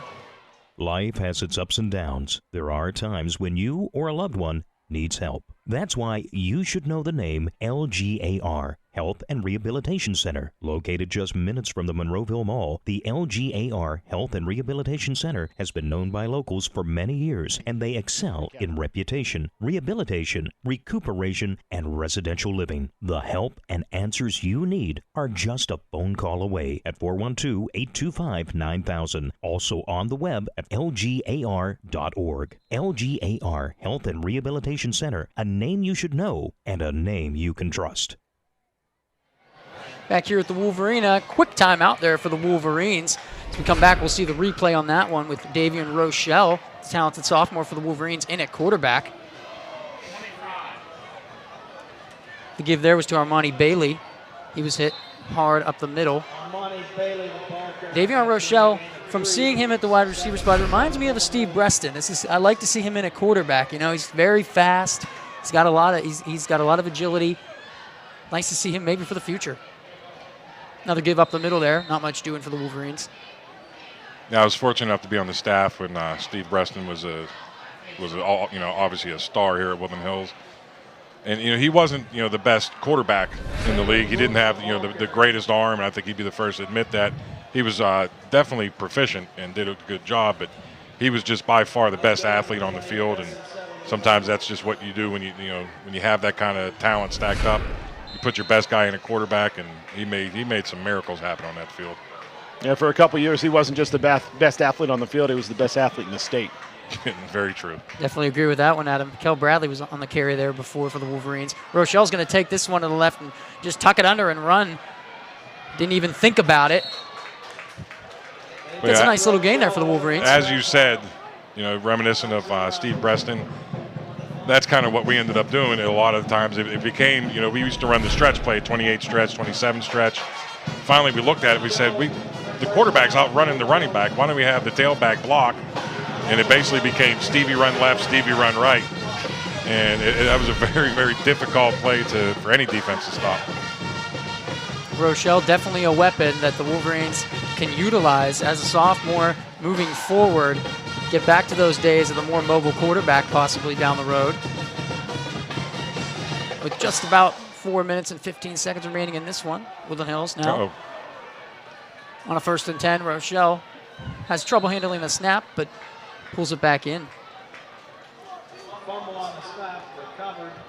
About a loss of 1 or 2 there for the Wolverines. Yeah, not an uncommon thing to see when you get some of the younger players in. That snap exchange is, it seems like something that's just automatic and easy, but I think, Adam, you'll attest to when you have a different center, different quarterback, there's a certain rhythm and a certain feel you have to get and some familiarity. And it becomes kind of hodgepodge in this kind of circumstance because Rochelle may not play JVs, but the center may be the JV center, so you're not getting a lot of game experience with Rochelle under center. Pitch out to Threats, and a nice run there by Zachary Threats. Very nice. Showing some speed there for the Wolverines on the pitch from Rochelle. Gets a first down and moving the chains. And we saw Threats being able to run the ball on the free kick return after the safety a little while ago. And we see it again there. To midfield now, approaching 3 minutes left in this one. Big run there by the junior Threats. 1st and 10. Rochelle under center for the Wolverines, right at midfield. Give up the middle. Hit hard this time, nowhere to go. I think initial contact looked like it made by his own tight end there, Julian Jeffries, the freshman, getting a little varsity time out there. Gianni Riggs on the run there for the Wolverines. 2nd and 10 now, no gain on that one.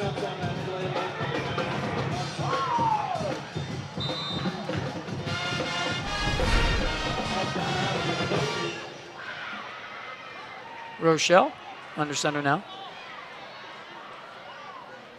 Give off tackle. Nice run developing there for Riggs. It's a nice blocking for the Wolverines.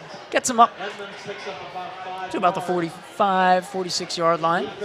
That freshman tight end makes up for a not so great play on that first play. Gets a little check block there, and as you're supposed to do in the zone offense, steps left, gets a piece of the man in front of him, gets out to that second level, just gets enough of him to open up a little bit of a cutback lane for the nice gain. A few moments ago, we were talking about quarterback center exchanges. It's Angelo Hodge, the starting center, that's under there at center. So I'm certain that he's not accustomed to Rochelle under center. Pitch out to Johnny Riggs and a nice run there. Going to have a flag on the play at the end of the run. There's Jaden Edmonds, excuse me. It's hard to see that 6 compared to an 8. I think it looked to me like it's going to be on Jay Smith, block in the back. Illegal block in the back on the offense. 10 yards from the spot of the foul. Replay 3rd down. Gonna bring the run back. With a nice run by Jaden Edmonds there nonetheless. Showed some speed, nice vision. No surprise there from Jaden Edmonds. And again, that was just not a block that needed to be made. You know, the defender was not anywhere near the ball. All you have to do, if he turns his back on you, put your hands out, and you don't let him come back across you, but there's no reason to give him that little chip. Another run for the Wolverines. Antonio Williams there, the junior. Pitch to Antonio Williams. Will most likely do it here tonight as the clock is getting down under 30 seconds. Yeah, they'll spot this ball well under 25 seconds, and that'll do it. And that indeed will do it.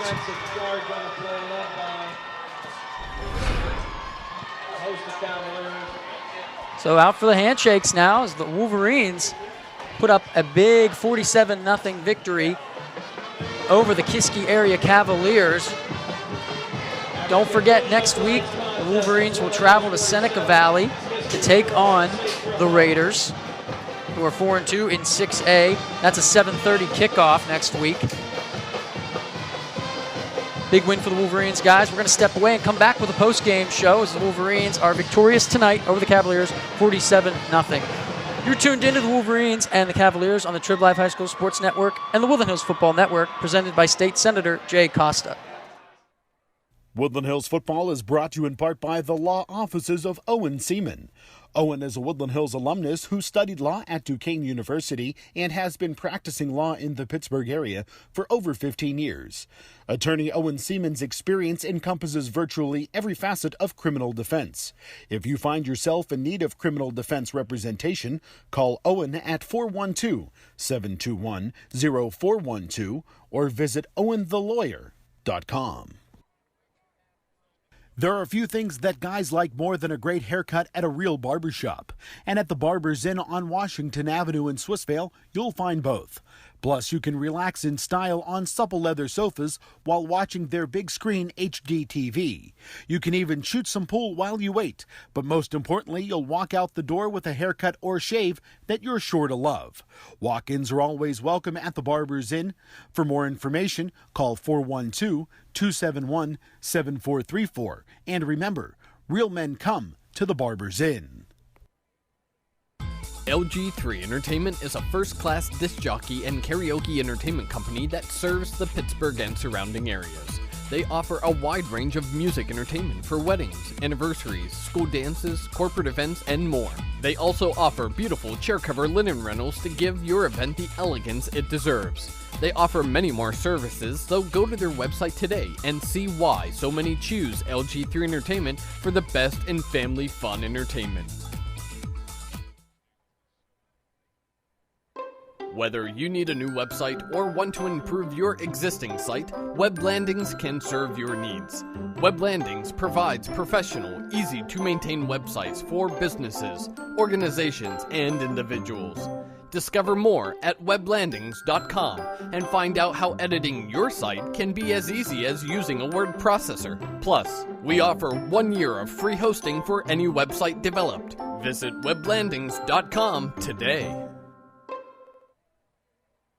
You're tuned in to Wolverine Football, presented by State Senator Jay Costa on the Woodland Hills Football Network. 47-0 victory for the Wolverines here in this non-conference matchup. Quickly going over the scoring here in the first half, the Wolverines started with a 36-yard field goal, followed that up by a 59-yard touchdown run by Jay Smith, and then later in the first half, able to get a touchdown pass of 11 yards from Gavin Judson to receiver Michael Roman, who made a nifty spin move to get into the end zone. And then they finished with a 74-yard touchdown pass from Gavin Judson to Jay Smith. That ended the first half 24-0. In the second half, the Wolverines were able to get a 16-yard touchdown run from running back Anthony Meredith. No surprise there, guys. A safety on a high snap that was near the end zone on a punt for Kiski, which resulted in 2 points for the Wolverines, made it 33-0. Another 7 points on a touchdown by Woodland Hills on a 36-yard touchdown run by Jaden Lucas. And to finish it off, a great pick six by the sophomore Taylon Brooks made it 47-0. And that was a about 30-yard interception, pick six touchdown return for the Wolverines. We're going to step away real quick, and we'll have more of the post-game show right here from the Wolverina. You've been tuned into the Wolverines and the Cavaliers on the Trib Live High School Sports Network and the Woodland Hills Football Network, presented by State Senator Jay Costa.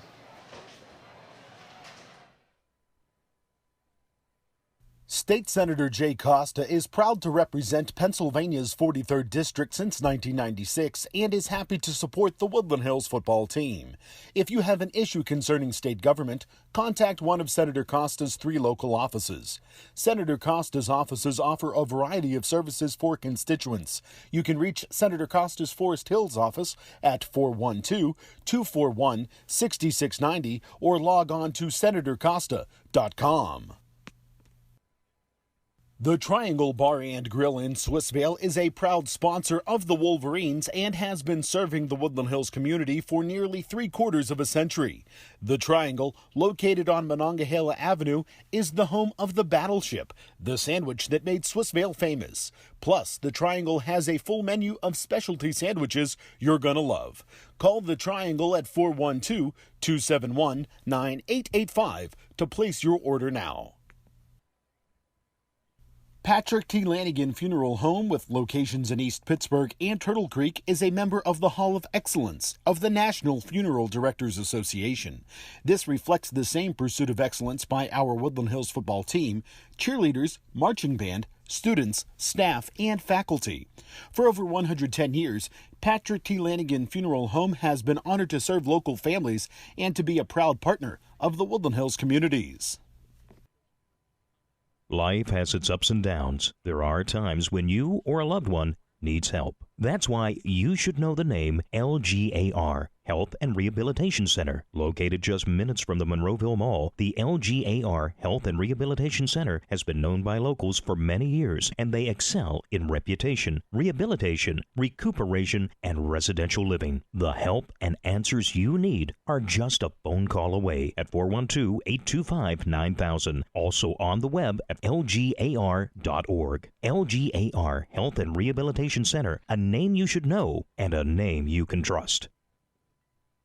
You're tuned in to Wolverine Football, presented by State Senator Jay Costa on the Woodland Hills Football Network.